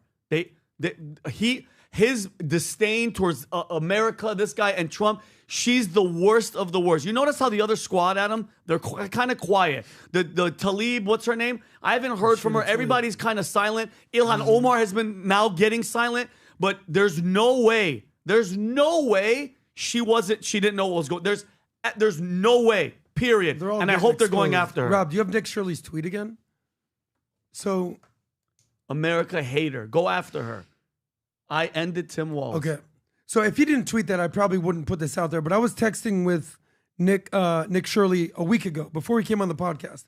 We met in person for the first time at James O'Keefe Citizen Journalist event at Mar-a-Lago a couple months ago. Oh, when he got that award, right? Young guy. He won the Citizen Journalist Award. So I say to him, because I'm going online this a week ago as his story is basically blowing up. I go, dude, you're blowing up all over the internet. He has 66 million on his initial video. Now it's well over 100 million. He goes, bro, I think it's the biggest video of the year. So he's excited. Good for him. I'm telling him, listen, my mom's from Minneapolis. Respect to what you're doing. And he goes, this is what the funniest part is. He goes, we lit them up. I bet Tim Walz resigns. He goes, can you imagine that me, Nick Shirley, is who gets Tim Walz to resign. I said, this is why what you do is so important. And the message to all the young people out there is, look at this guy. He's 23 years old, making a massive difference. You can too. Number two, can you imagine, just in a hypothetical, horrible, bizarro world, imagine if Kamala Harris and Tim Walz won the election and they were president and the vice president of the United States? Do you know what kind of chaos their administration would be in right now if they were in power? Do you know what kind of cover-up they would be doing? Do you know what Tim Walz would be doing in Minnesota if this video came out there? Could you imagine if Kamala was president right now?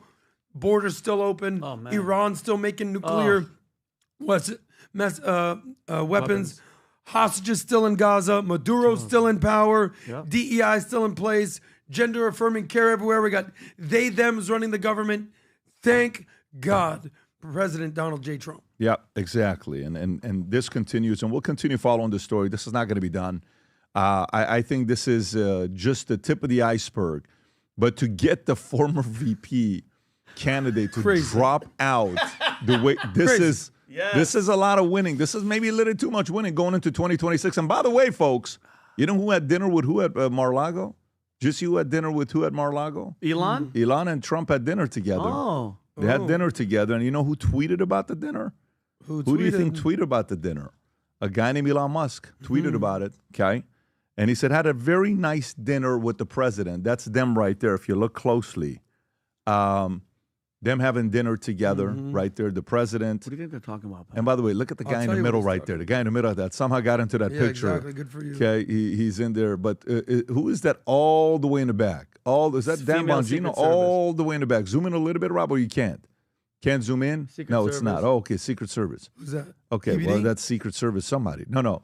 But Musk and Trump are speaking, which is great to see them reunited now. Imagine you're at speaking Mar-a-Lago openly. just dining, just looking at these guys. Yeah, but the point is, that was a massive breakup that the left needed, desperately. A massive breakup that the left needed. Now you're going into 2026 on the same page. Now you're going into 2026 with what happened with Maduro. Now you're going into 2026 with what's going on with Tim Walz. Now you're going into 2026 with, inflation going down. Now you're going into 2026 with GDP growth higher than expected. Now you're going into 2026 is going to be the greatest years of our lifetime. World Cup, 250-year anniversary. It's going to be a very, very weirdly special year. But at the same time, I think the enemy is aware of it, and they're going to try to ruin the party. 100%. You know how you try to put a good party together, and everybody knows you're about to put a record-breaking party? Everybody wants to go, and you don't invite somebody, and they're like, wait a minute, you don't want to invite me? I'm going to ruin your party. So the party poopers are also going to be there, but I have a feeling they're going to get way ahead of it to make sure the partying goes on. Just really quick, because I know you want to go to the next story. What do you think that they're talking about? What do you think that conversation, because think about it, besides calling him basically a pedophile, because Trump promised, I think, the tax cuts for SpaceX. Pat, if you had to guess what the crux of that conversation was, because to me, in Elon's eyes, I think he felt like he got kind of shafted. What do you think that conversation's like? Can I give you my opinion first? Go ahead. So Pat just said party pooper, right? So my opinion, Elon Musk, when he left in a glorious fashion, in a blaze of mean tweets, he said he's going to go start a third party. I don't forget what it was called, because nothing ever transpired whatsoever. So in my opinion, Elon Musk sort of came in with his tail between his legs and said, look, my bad, dog. I'm not starting a third party. I realized you're the guy, and let me come and help you again. And let me do a mea culpa and give you a my bad. And Trump goes, like he always does, if you say nice things about me, we're good. You say bad things about me, you're my enemy. Elon Musk, listen, if you're getting invited to Mar-a-Lago, you're not coming there to talk shit to Trump's face. He came in with the sole purpose of saying, my bad, let's get on the same page, and let's do this. Because if there's anything that Elon is against, is whatever's going on the woke left and on the woke right. So to see those two aligned is a massive, massive victory for Trump and the country. That's my opinion. I think it's a little bit of business. I think it's a little bit of let's figure it out. And remember, the way Trump did it, when you run a company, let's bring it to a much smaller scenario. When somebody in a company I'm running all of a sudden flipped and publicly came after me, and negative, trash, whatever, you have to stand your ground and put them in their place, but then you just give them their space. They eventually either come to you or they don't. For the richest man in the world to set aside his ego and go to Trump at his place and realize what's going on, you know what's been very clear the last 9 months? Here's what's very clear the last 9 months, and it's not even close. The biggest alpha of every room in the world is Donald Trump. Yeah. Let me say that one more time. There are many alphas. The biggest alpha in any room in the world is Donald Trump.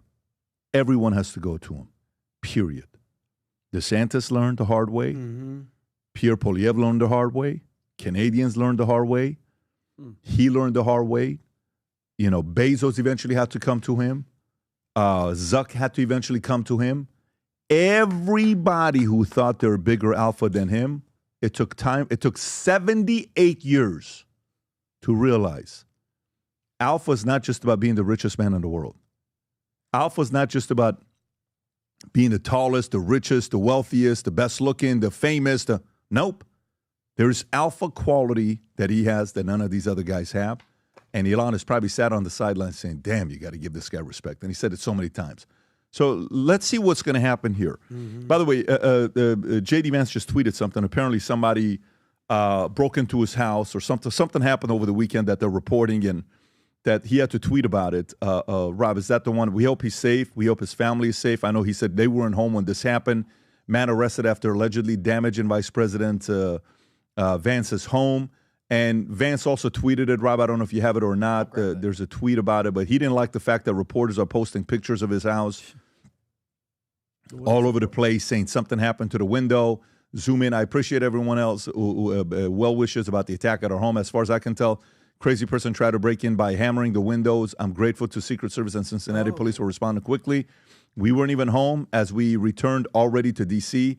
One request to the media: we try to protect our kids as much as possible from our realities of this public life of public service. In that light, I'm skeptical of the news value of plastering images of our home with holes in the windows.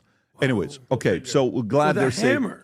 How do you even get that close? I heard it was gunshot. Listen, it could be this hammer situation. So, you know, San Francisco, there was a hammer. Hammers are becoming a popular thing with stuff like this. But anyways, we're glad he's safe. What I will say to you, I'm telling you guys right now, can you run a poll right now with our audience, Rob? Right now, folks, you have a choice for 2028 presidential candidate. And it's only two people I'm going to give you a choice of. Vance or Rubio. Who do you pick right now? When I mean right now, today is what? January 5th, 2026. Who do you want as your president if it's right now? Rob, did you run that poll? Rubio or Vance? Which of those two would you pick? I am so curious to know what direction the voting goes. I'm going to say it's going to be super close to 50-50 as possible, going back and forth. Look at that, Vinny, right there. It's 54-46. To be fair, Rubio just had a massive victory, so it's probably going to be him. Nearly 2,000 votes. Rubio is ahead of Vance at this point, okay? Rubio is ahead of Vance at this point. And gotta love competition like that. Gotta love competition like that. When you're a president and you're a leader, you want to be able to have multiple people that are competing, so it's not a definite front runner. And this is a pure reflection of Donald J. Trump. 100%. This is a pure reflection of Donald J. Trump. What do you think these numbers would look like a few days ago before the Venezuela thing? Flip it. Just flip it 55-45 Vance is what I would say. Doesn't it make you feel good, though? Rubio is showing himself to be the adult in the room. Capable, efficient. He's been through the ringer. He's run for president. Yep. You know, he did the whole little water thing, little Marco. And now, just like JD, he was against Trump. Now he's on Team Trump. Something about these people that weren't on MAGA 1.0, on MAGA 2.0, but they came to their sensibilities. Yeah. But isn't it? I don't know many people like that. But is it refreshing that the future does look bright, that this is our bench? Like, how about this? I'll take either one of them. Who does the other side have? Gavin Newsom. Good night, ladies and gentlemen. Who would you take, Vincent? Out of these guys? Yeah. I'm not going to front. I like Marco Rubio. I'm being honest. JD, if he shaves his beard, then I would consider it. But I would go Marco Rubio. Marco Rubio's been in the game for a lot longer, and he has a lot more credibility. I'll give you 2 words, leadership and poise. I think Marco Rubio is showing leadership right now, and I think he was very poised and even-handed when he addresses the media, and people can hear the strategy that's in there, and it's very clear, and that is leadership. Yeah. It's early to tell, but Rubio, with that job that he has, sometimes it's better to be the Secretary of State than the VP. Especially during times like this. Because VP, it's kind of like, go work on the border, make the building nicer, okay? Go make sure our emails are clean, right? Sometimes kind of like VP is, if you've ever seen the movie, the Vice movie, it's like, what's VP? Like, who wants to be a VP? Yeah. That VP was a different story because Dick Cheney wasn't really a VP. He was running the show. Dick Cheney was running the show. Vance is not running the show. Trump is running the show. I tell you, I'd pick Rubio in a heartbeat. Yeah. Now listen, their optics. He's only 5'9". Vance, I want to say, is probably over 6 feet. Is Rubio 5'9"? Yeah, he's not the biggest dude. I don't think he's 5'9". No, I'm just saying, optics matters, but experience, capability. Yeah, what is he? 5'8"? My boy right there, 5'8". Marco Rubio, listen to me and just say it. Talk to DeSantis' people. You're gonna get them boots. No. That'd be the worst thing you could do. Guys, it's a joke. That'd be you were actually being serious. That'd be the worst thing you could do. Pat, I know you probably don't want to I'm a fan of his. I like what he's doing. Rubio, I like what he's doing. I like what he's doing, but it's early to tell, but I like what he's doing. So we'll see. By the way, we'll see what's going to happen. We'll see what's going to happen. It's with 55-45, and this is a very fair 6,000 people voting, and they have it 55-45 as of right now. What would that debate stage look like? It's interesting. It is going to be interesting on how they're going to go. Can we completely change some of the stories to complete different story here? Let me get to this story. A Harvard professor calls out university's exclusion of white males in scathing public resignation. Rob, I believe you have a clip on this. If you do, please go to it. Watch this, folks. Very, very interesting on what's going on. Rob, of course, we won't play the whole clip because it's 3 minutes and 54 seconds, but we'll play some of it. Go ahead, Rob. Professor says he is leaving the university after 40 years, claiming its focus on DEI is doing more harm than good, writing, quote, "In the fall of 2020, I came across an outstanding prospect who was a perfect fit for our program. In past years, this candidate would have risen immediately to the top of the applicant pool. In 2021, however, I was told informally by a member of the admissions committee that, meaning admitting a white male, was not happening this year." Harvard alumnus Shabos Kestenbaum joins us now. Happy New Year, Shabos. Thanks so much for being on with us. Happy New Year. Good to be here. So the professor writes about this seemingly open, anti-white, anti-male environment that has really been growing in Harvard. As an alumnus, is this something that you have experienced? Do you agree with what the professor wrote?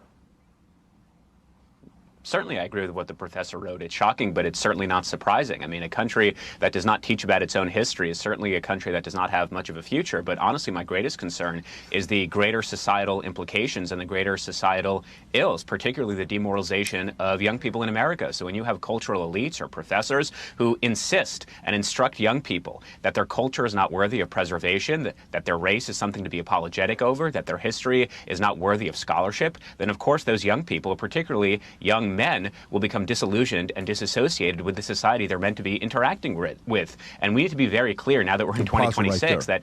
Tom, thoughts?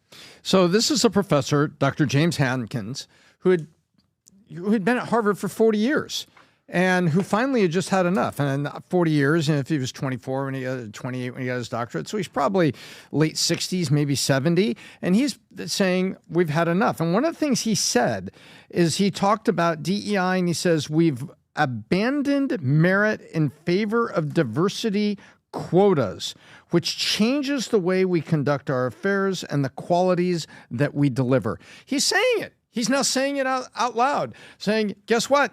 You know what? We get away from merit. This is where it goes.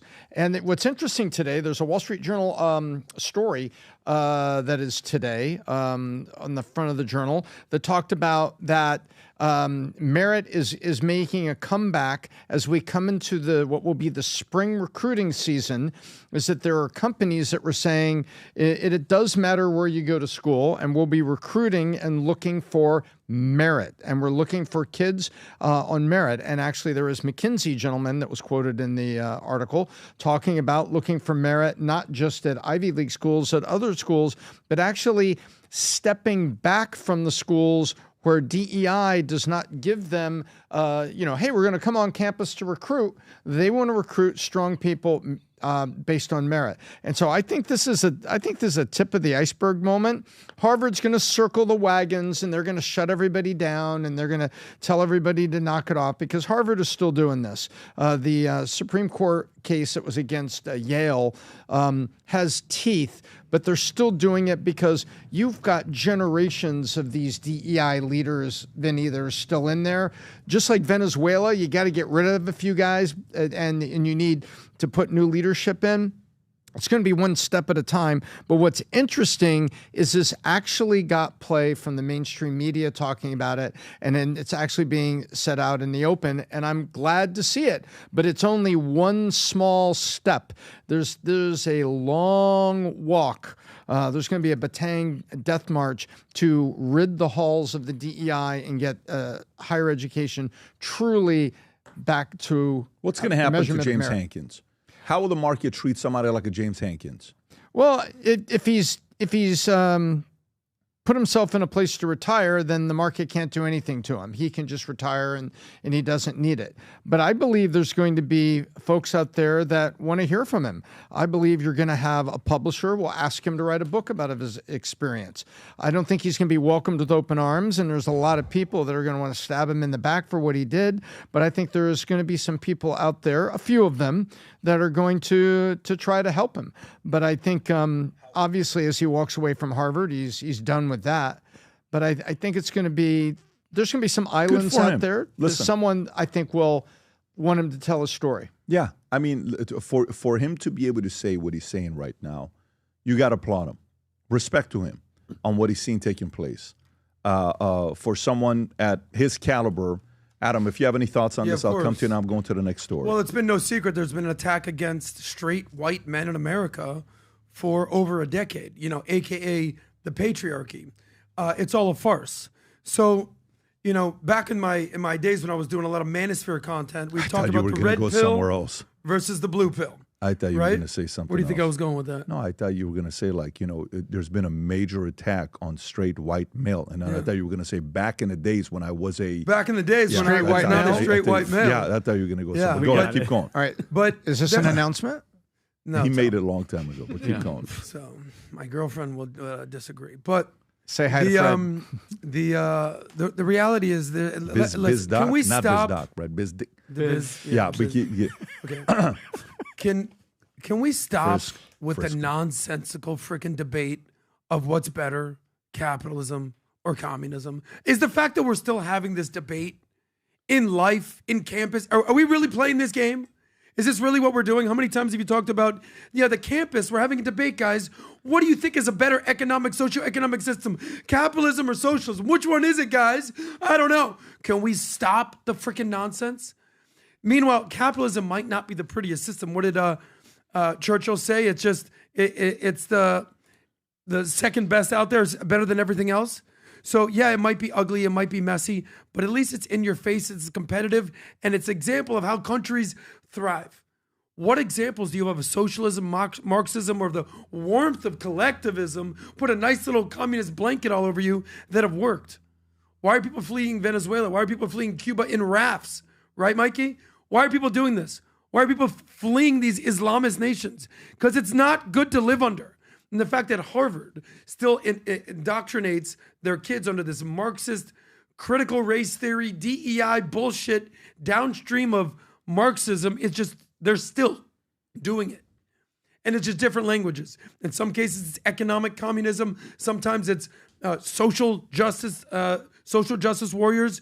You're producing nothing. You're producing people that just want to destroy the system. The greatest country that's ever lived We're indoctrinating these young kids to go out there and protest on behalf of Maduro, on behalf of Hamas. It's so stupid. This is why when I was arguing with Stephen A. Smith, he goes, you can't call them stupid. I go, yes, I can. Because they're stupid. They might be able to read and write and do arithmetic, but they're stupid. This is what they call them, useful idiots. So I'm so sick of what's happening in the institutions of higher learning, indoctrinating our kids to hate America. That's what this all comes down to. How many of these people come out and graduate and be like, I love the USA. They hate America.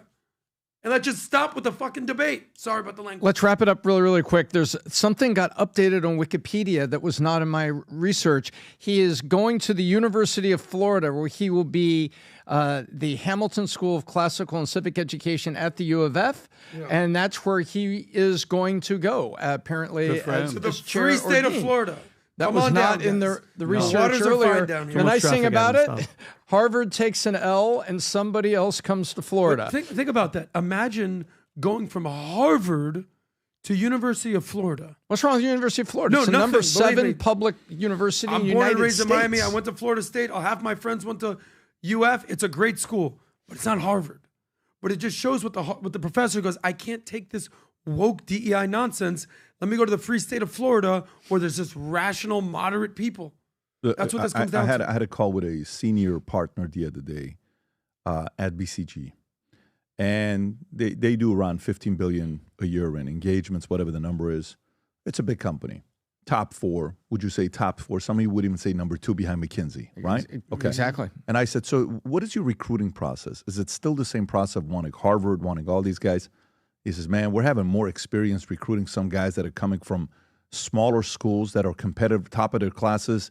They're more scrappy. They're willing to work harder. Some of these guys that are coming from Harvard and CD schools, some of them are more entitled. They're expecting not to eat this. They want this. They want that.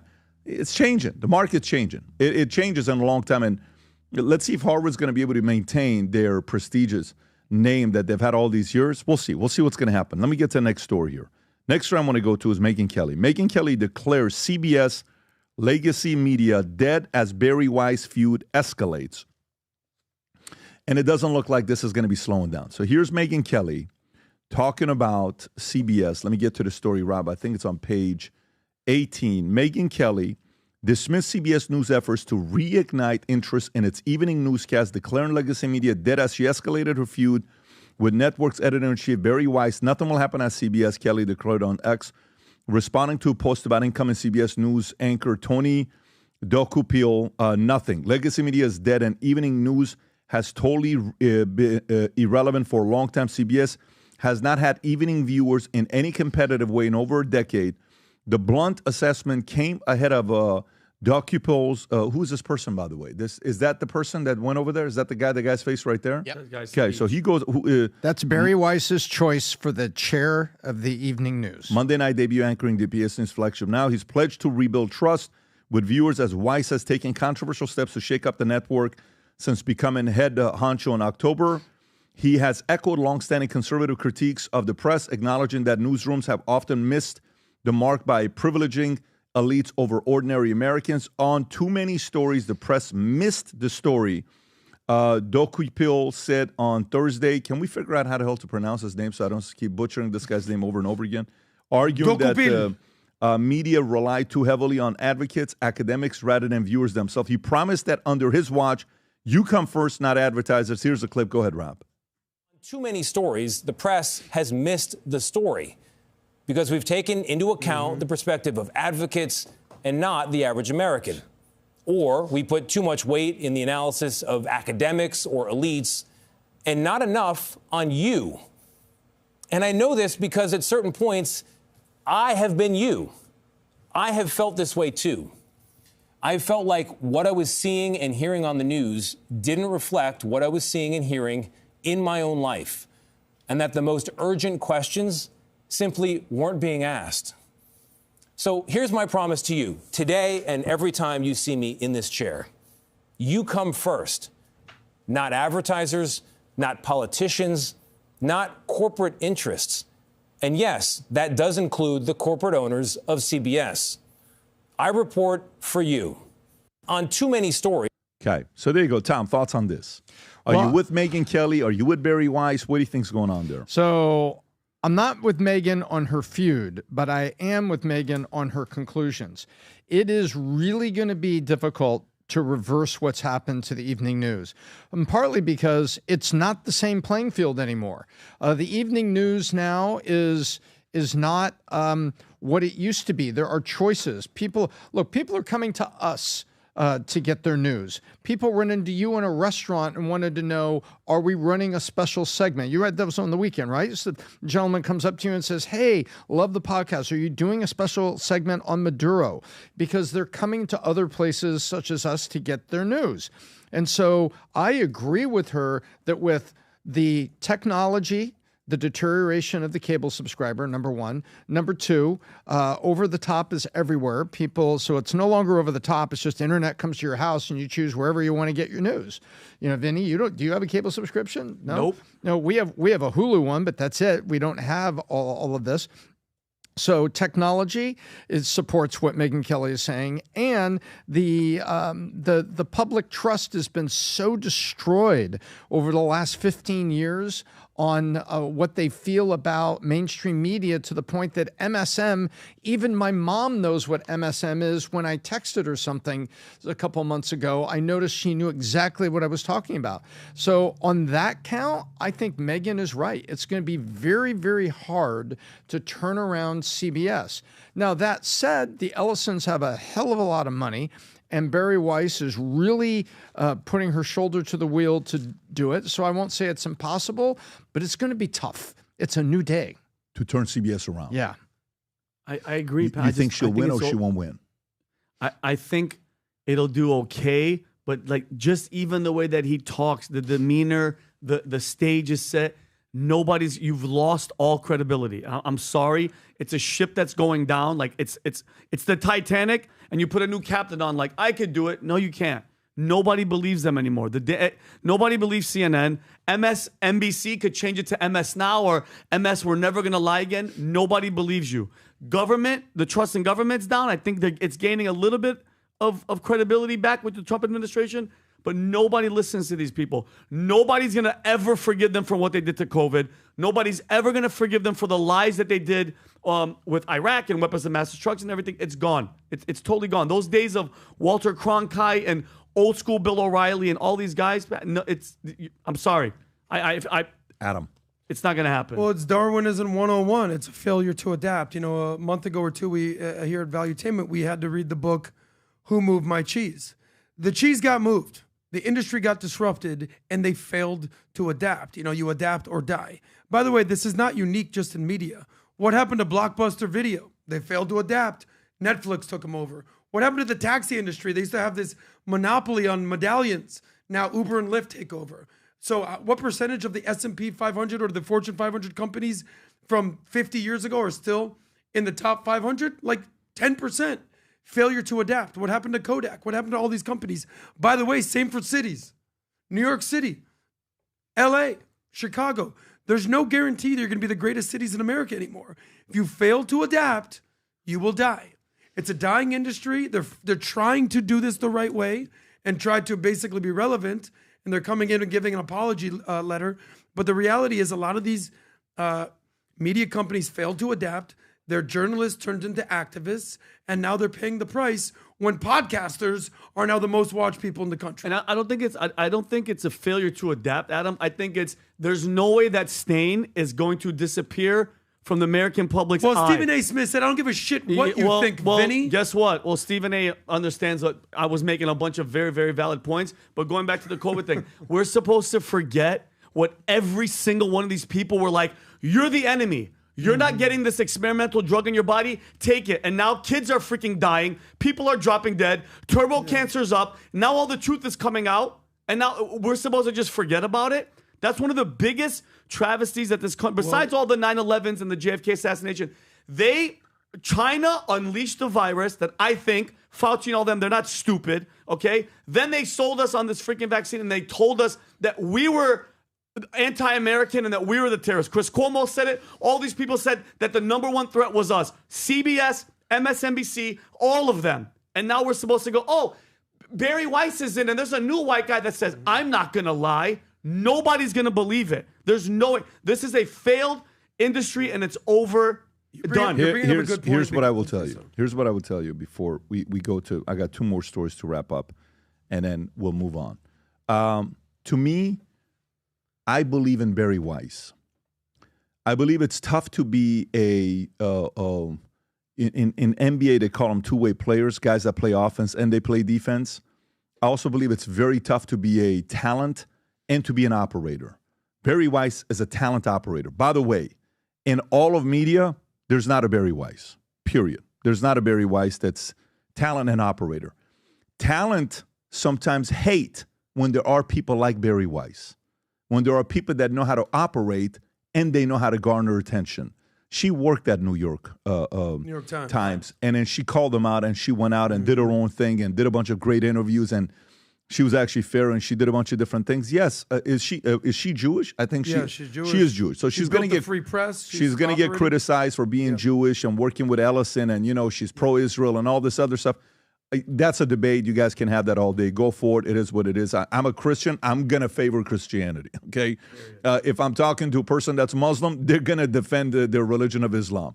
If someone's Jewish, they're going to defend what it is. It's kind of how it is. You're protecting and respecting your family and the tradition that you came, and typically whatever faith you came from, if you respect your parents, you're going to respect that faith.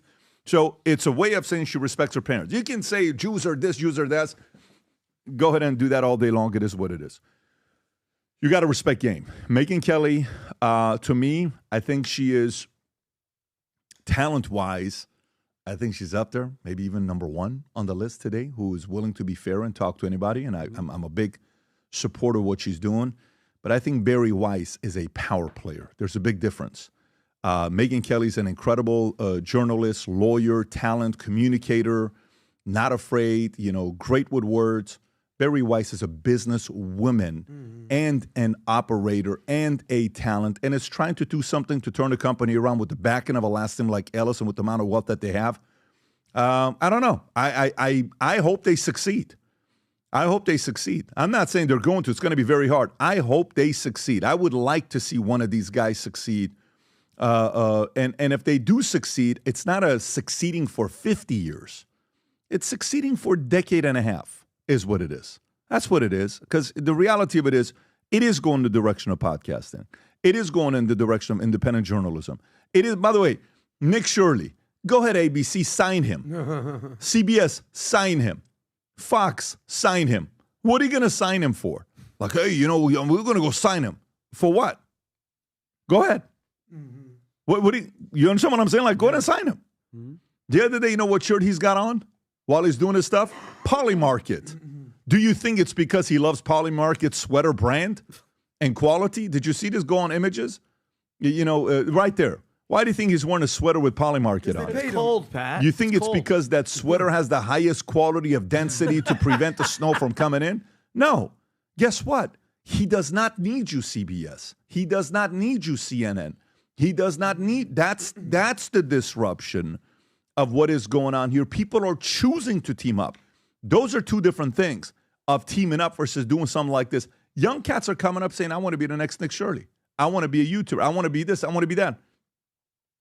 So these bigger companies have to find a way to be a little bit more, what's the word I'm looking for? A little bit more flexible, adaptable, understanding what's going on while creating their own set of... So again, I'm rooting for both Megyn Kelly to succeed, but I'm definitely also rooting for Barry Weiss to succeed because I do think there's still a audience of people above 60, 65 years old that still consume their content on TV. So I'd like to see her win. Hopefully she wins, and we'll see where it goes from here. Flip it, Pat. Imagine they don't hire Barry Weiss. Imagine they don't do this thing, whatever David Ellison is doing with, was it Skydance? Imagine if they just sit there and they have CBS and just in third place behind ABC and NBC. Adam, what point are you going to make? Because I'm going to the point is they had to do something. Of course they adapted. Yeah. And she's the figurehead, so she's going to get... So what are you going to say that hasn't been said already? Go ahead. I'm saying that imagine they did nothing. What would we be saying now? You still have Stephen Colbert plummeting. All these things is downstream of when they took over. So yes, she's now the latest victim of what they're doing right now. All right, but let's go to the they next had to story. do something. I get third it. place can't stay third place forever. Let's go to the next story. Next story I want to get into is the following. So if you, Rob, if you can pull up, let me see what I got here. If I have nothing here, then I'll go to that story. Boom, boom, boom. Boom. Let's just go to the story here. So gold, folks, you ever bought gold? You ever been ripped off by somebody telling you it's 14 karat, but it's 10 karat? You ever bought gold and on it they type in the 14 karat and then somebody else said this is actually not 14 karat gold. This is 10 karat gold. Well, in New York, a guy by the name of Trax, he's got a different name, but they call him Trax, who is a very, very well-known guy. I think it's on the 57th or whatever that main street is with all the gold diamond district. 47. He goes out there, and one of the guys that used his name, this is the most viral video of the last week. If Nick Shirley was 2 weeks ago, this was the most viral video last week. It got 70 million views, 617,000 shares on Instagram. Rob, go ahead and play this clip. Watch this. Where's my fucking money, motherfucker? Where's my fucking money? Where's my money? I got this bracelet. Where's my fucking money? What are you gonna do? What are you gonna fucking do? Hey, motherfucker. You say VVS, I3, 14 karat, and you're using my name! You 6447. 6447. Yeah, 6447. Thief! You fucking thief! There's a violence. Stop. Take him out. Stop. Take him out. Yeah. No. Get your hands off of me, bro. Get your hands off of me, bro.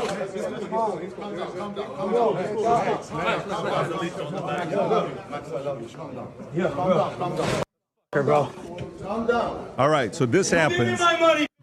This gets 60-something million views. Now, Rob, go to his Instagram account because in another, but wait till you see what happens next, by the way.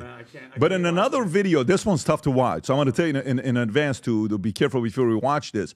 Go to his Instagram account, Rob, because he explains what happened here.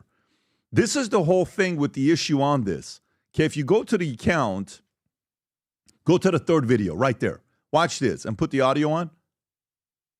Receipt from this disgusting company that pretends to be me, says they're TraxNYC, sells my customer a bracelet, rips them off, and rips them off on the gold. Shit, they're saying it's 14 karat gold. Well, we're going to test this bracelet right now.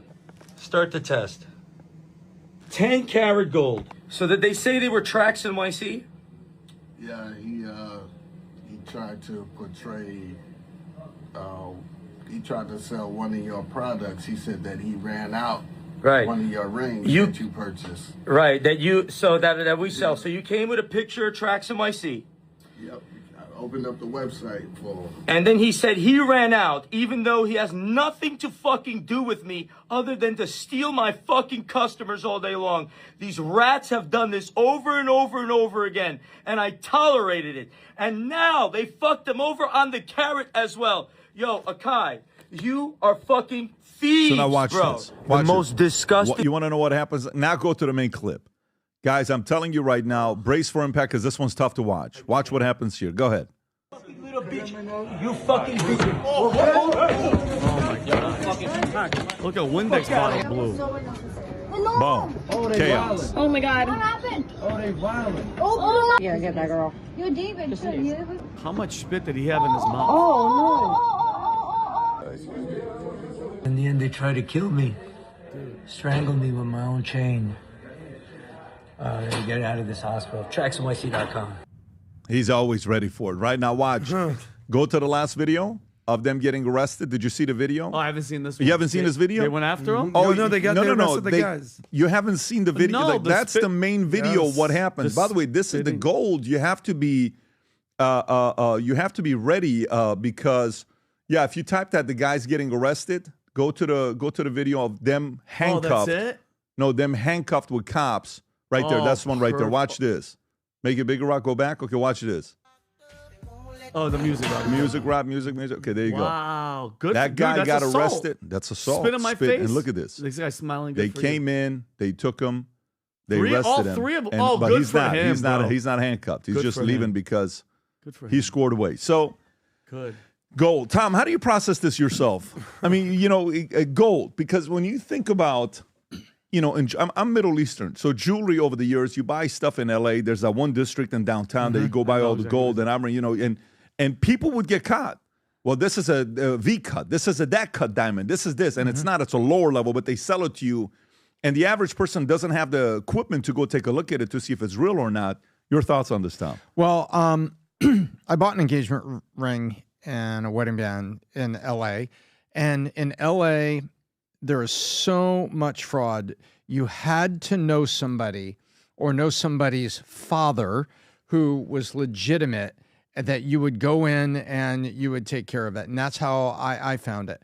But this goes on everywhere. The scamming that goes on in jewelry is horrible. If you don't know somebody and you can't validate it, you know, you're probably not getting the fair price and you're probably not getting the fair quality. They've gotten to the point where diamonds now have laser serial numbers that are very, very, very, very, very tiny, but they're actually on the stone. And so that you can get validation now, but you got to be so careful with it.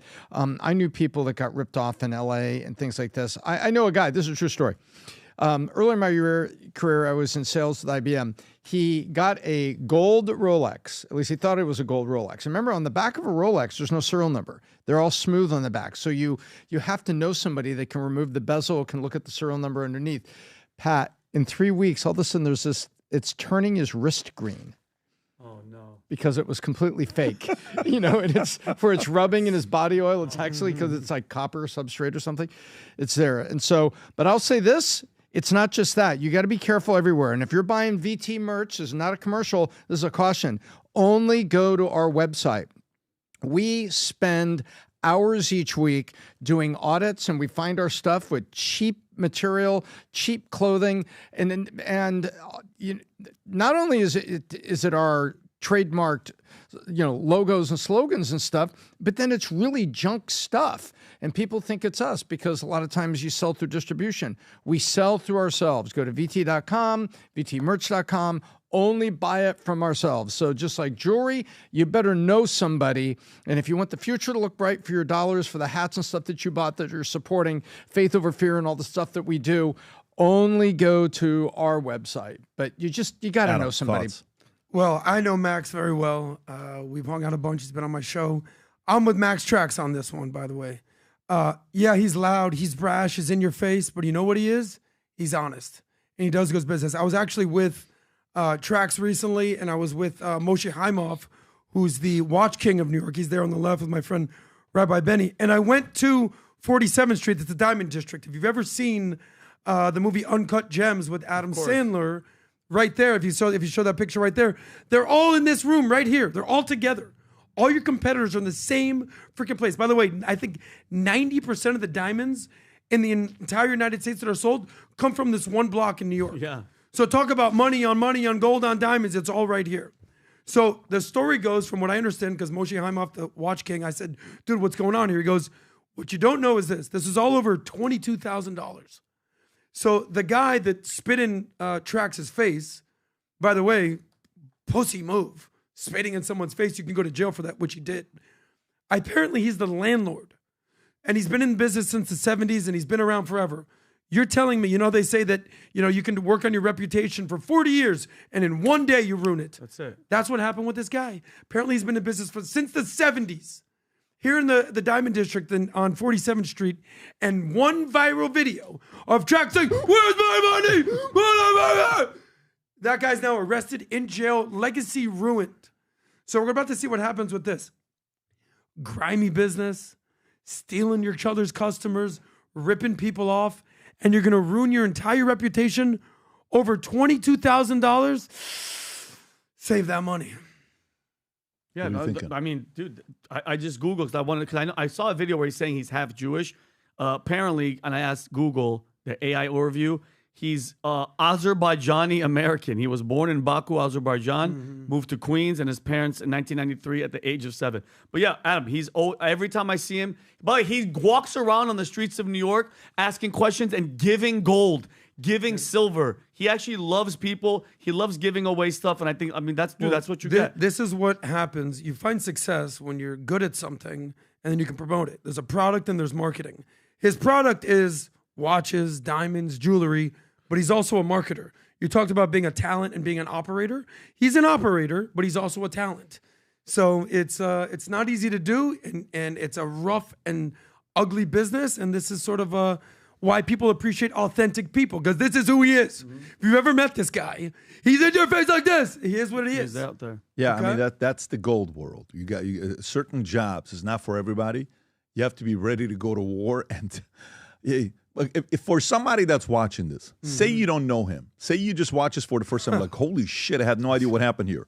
Do you trust him more? Would you buy from him? Would you do business with him, or would you not? That's think about the level of conviction in that space. And Rob, do we have any stories that we haven't gotten into that we need to before we wrap up? Max. Is there anything we have left that we should get into? The Mamdani price raising. Oh, okay. Let's go into that one. We'll wrap up with that one here. So Mamdani is claiming, let me read this story. Rob, you got a video on this as well. Subway and bus fare rises in New York to $3 on Sunday. And some people are like, wait a minute. What's this all about? Go ahead, Rob. Rob, music. Oh, shoot. Yeah. Why do they always do that? Mayor Mamdani, he promised us free ride, but guess what? We're got instead higher bus fares. Yes, that's right. Today, the price of this bus went up to $3. You know why? Because even with this price increase, New York City buses and subways are barely able to function. The mayor of New York City has actually never had control over the transportation that is controlled by the state. Yes, that's right, the governor. Mamdani, he lied to all of you, and guess who's paying the price? All of us, literally. There you go. So on Sunday, prices went up to $3 from $2.90, 10-cent increase. A cost of weekly monthly tickets on Long Island Railroad and Metro North Railroads, which are based on distance travel, will increase by 4.5%. One-way fares will climb up 8%, but accompanying minors 17 and under can now ride two commuters railroads for $1. Previous limit was $11. A trip using Access A Ride paratransit service will also cost $3 starting next year. Tolls at the authority, bridges, and tunnels will increase about 7.5%. Most vehicles using the Queens Midtown Tunnel, for example, will climb from 746 to 746 from 694. The MTA expects the changes. You ready for this? To raise an additional $350 million a year in additional revenue. Mamdani, what happened? You said you were going to fix this. What happened? Vinny, thoughts? Well, first of all, I think, how many times did we warn you? This is exactly how a con artist works. They sell the people the fantasy. Everything's going to be free. And remember, the day he won, the next day, he made the video like, remember I didn't want any money? I need your money. Yeah, exactly. 2 weeks later, Adam, remember I told you I was done asking you for money? I need some more money. So, and again, this is with that young generation that was like free and you got sold. Just like with Obama when they're like, I remember those videos of those black ladies in the street going, he's going to pay for my cell phone. He's going to pay for my rent. Did he do any of that? Didn't do any of it. He's constantly asking for money. Like, just think about everything that he's done. He's hired ex-cons that have been convicted for kidnapping and robbery and all that stuff. He's lied to everybody's face. He keeps asking for money. And then one of his best picks, by his housing official, Sia Weaver, top housing advisor for New York City Mayor Mamdani. Look at what she says about people and your housing and white people. She's saying that we've treated property as something personal for centuries. Now it's time to see it as a collective. Here you go, New York City. There you got it. Go ahead, Rob. I think the reality is that for centuries, we've really treated property as an individualized good and not a collective good. And we are going to transitioning to treating it as a collective good and towards a model of shared equity will require that we think about it differently. And it will mean that families, especially white families, but some POC families who are homeowners as well, are going to have a different relationship to property than the one that we currently Ready for that? Hey, Tom, you just bought a house. When are we moving in? That's what's going to be. Attention, White New people York. collectively. Run! Yeah. Run! I don't understand how stupid people can be. I mean, I see it, to vote for this. It's never worked. It's how many case studies, how many examples from different countries. The guy, it just, that stupid smile that you guys all fell for, New Yorkers. I'm sorry. We warned you. And it's happening in front of your face. It's all collective. Can I ask you some questions? In a collective, who built that building? Who put the couch in that? Who paid for the couch? The capitalist. Who put the stove in there? Who put the fridge in there? Who built the building next to the building? Who built the store that's on the corner where they got their stuff? Where did this all come from? It's amazing to me that in a collective, we all own everything in a collective. That's what she's saying. You'll have a different relationship with your property. Wow.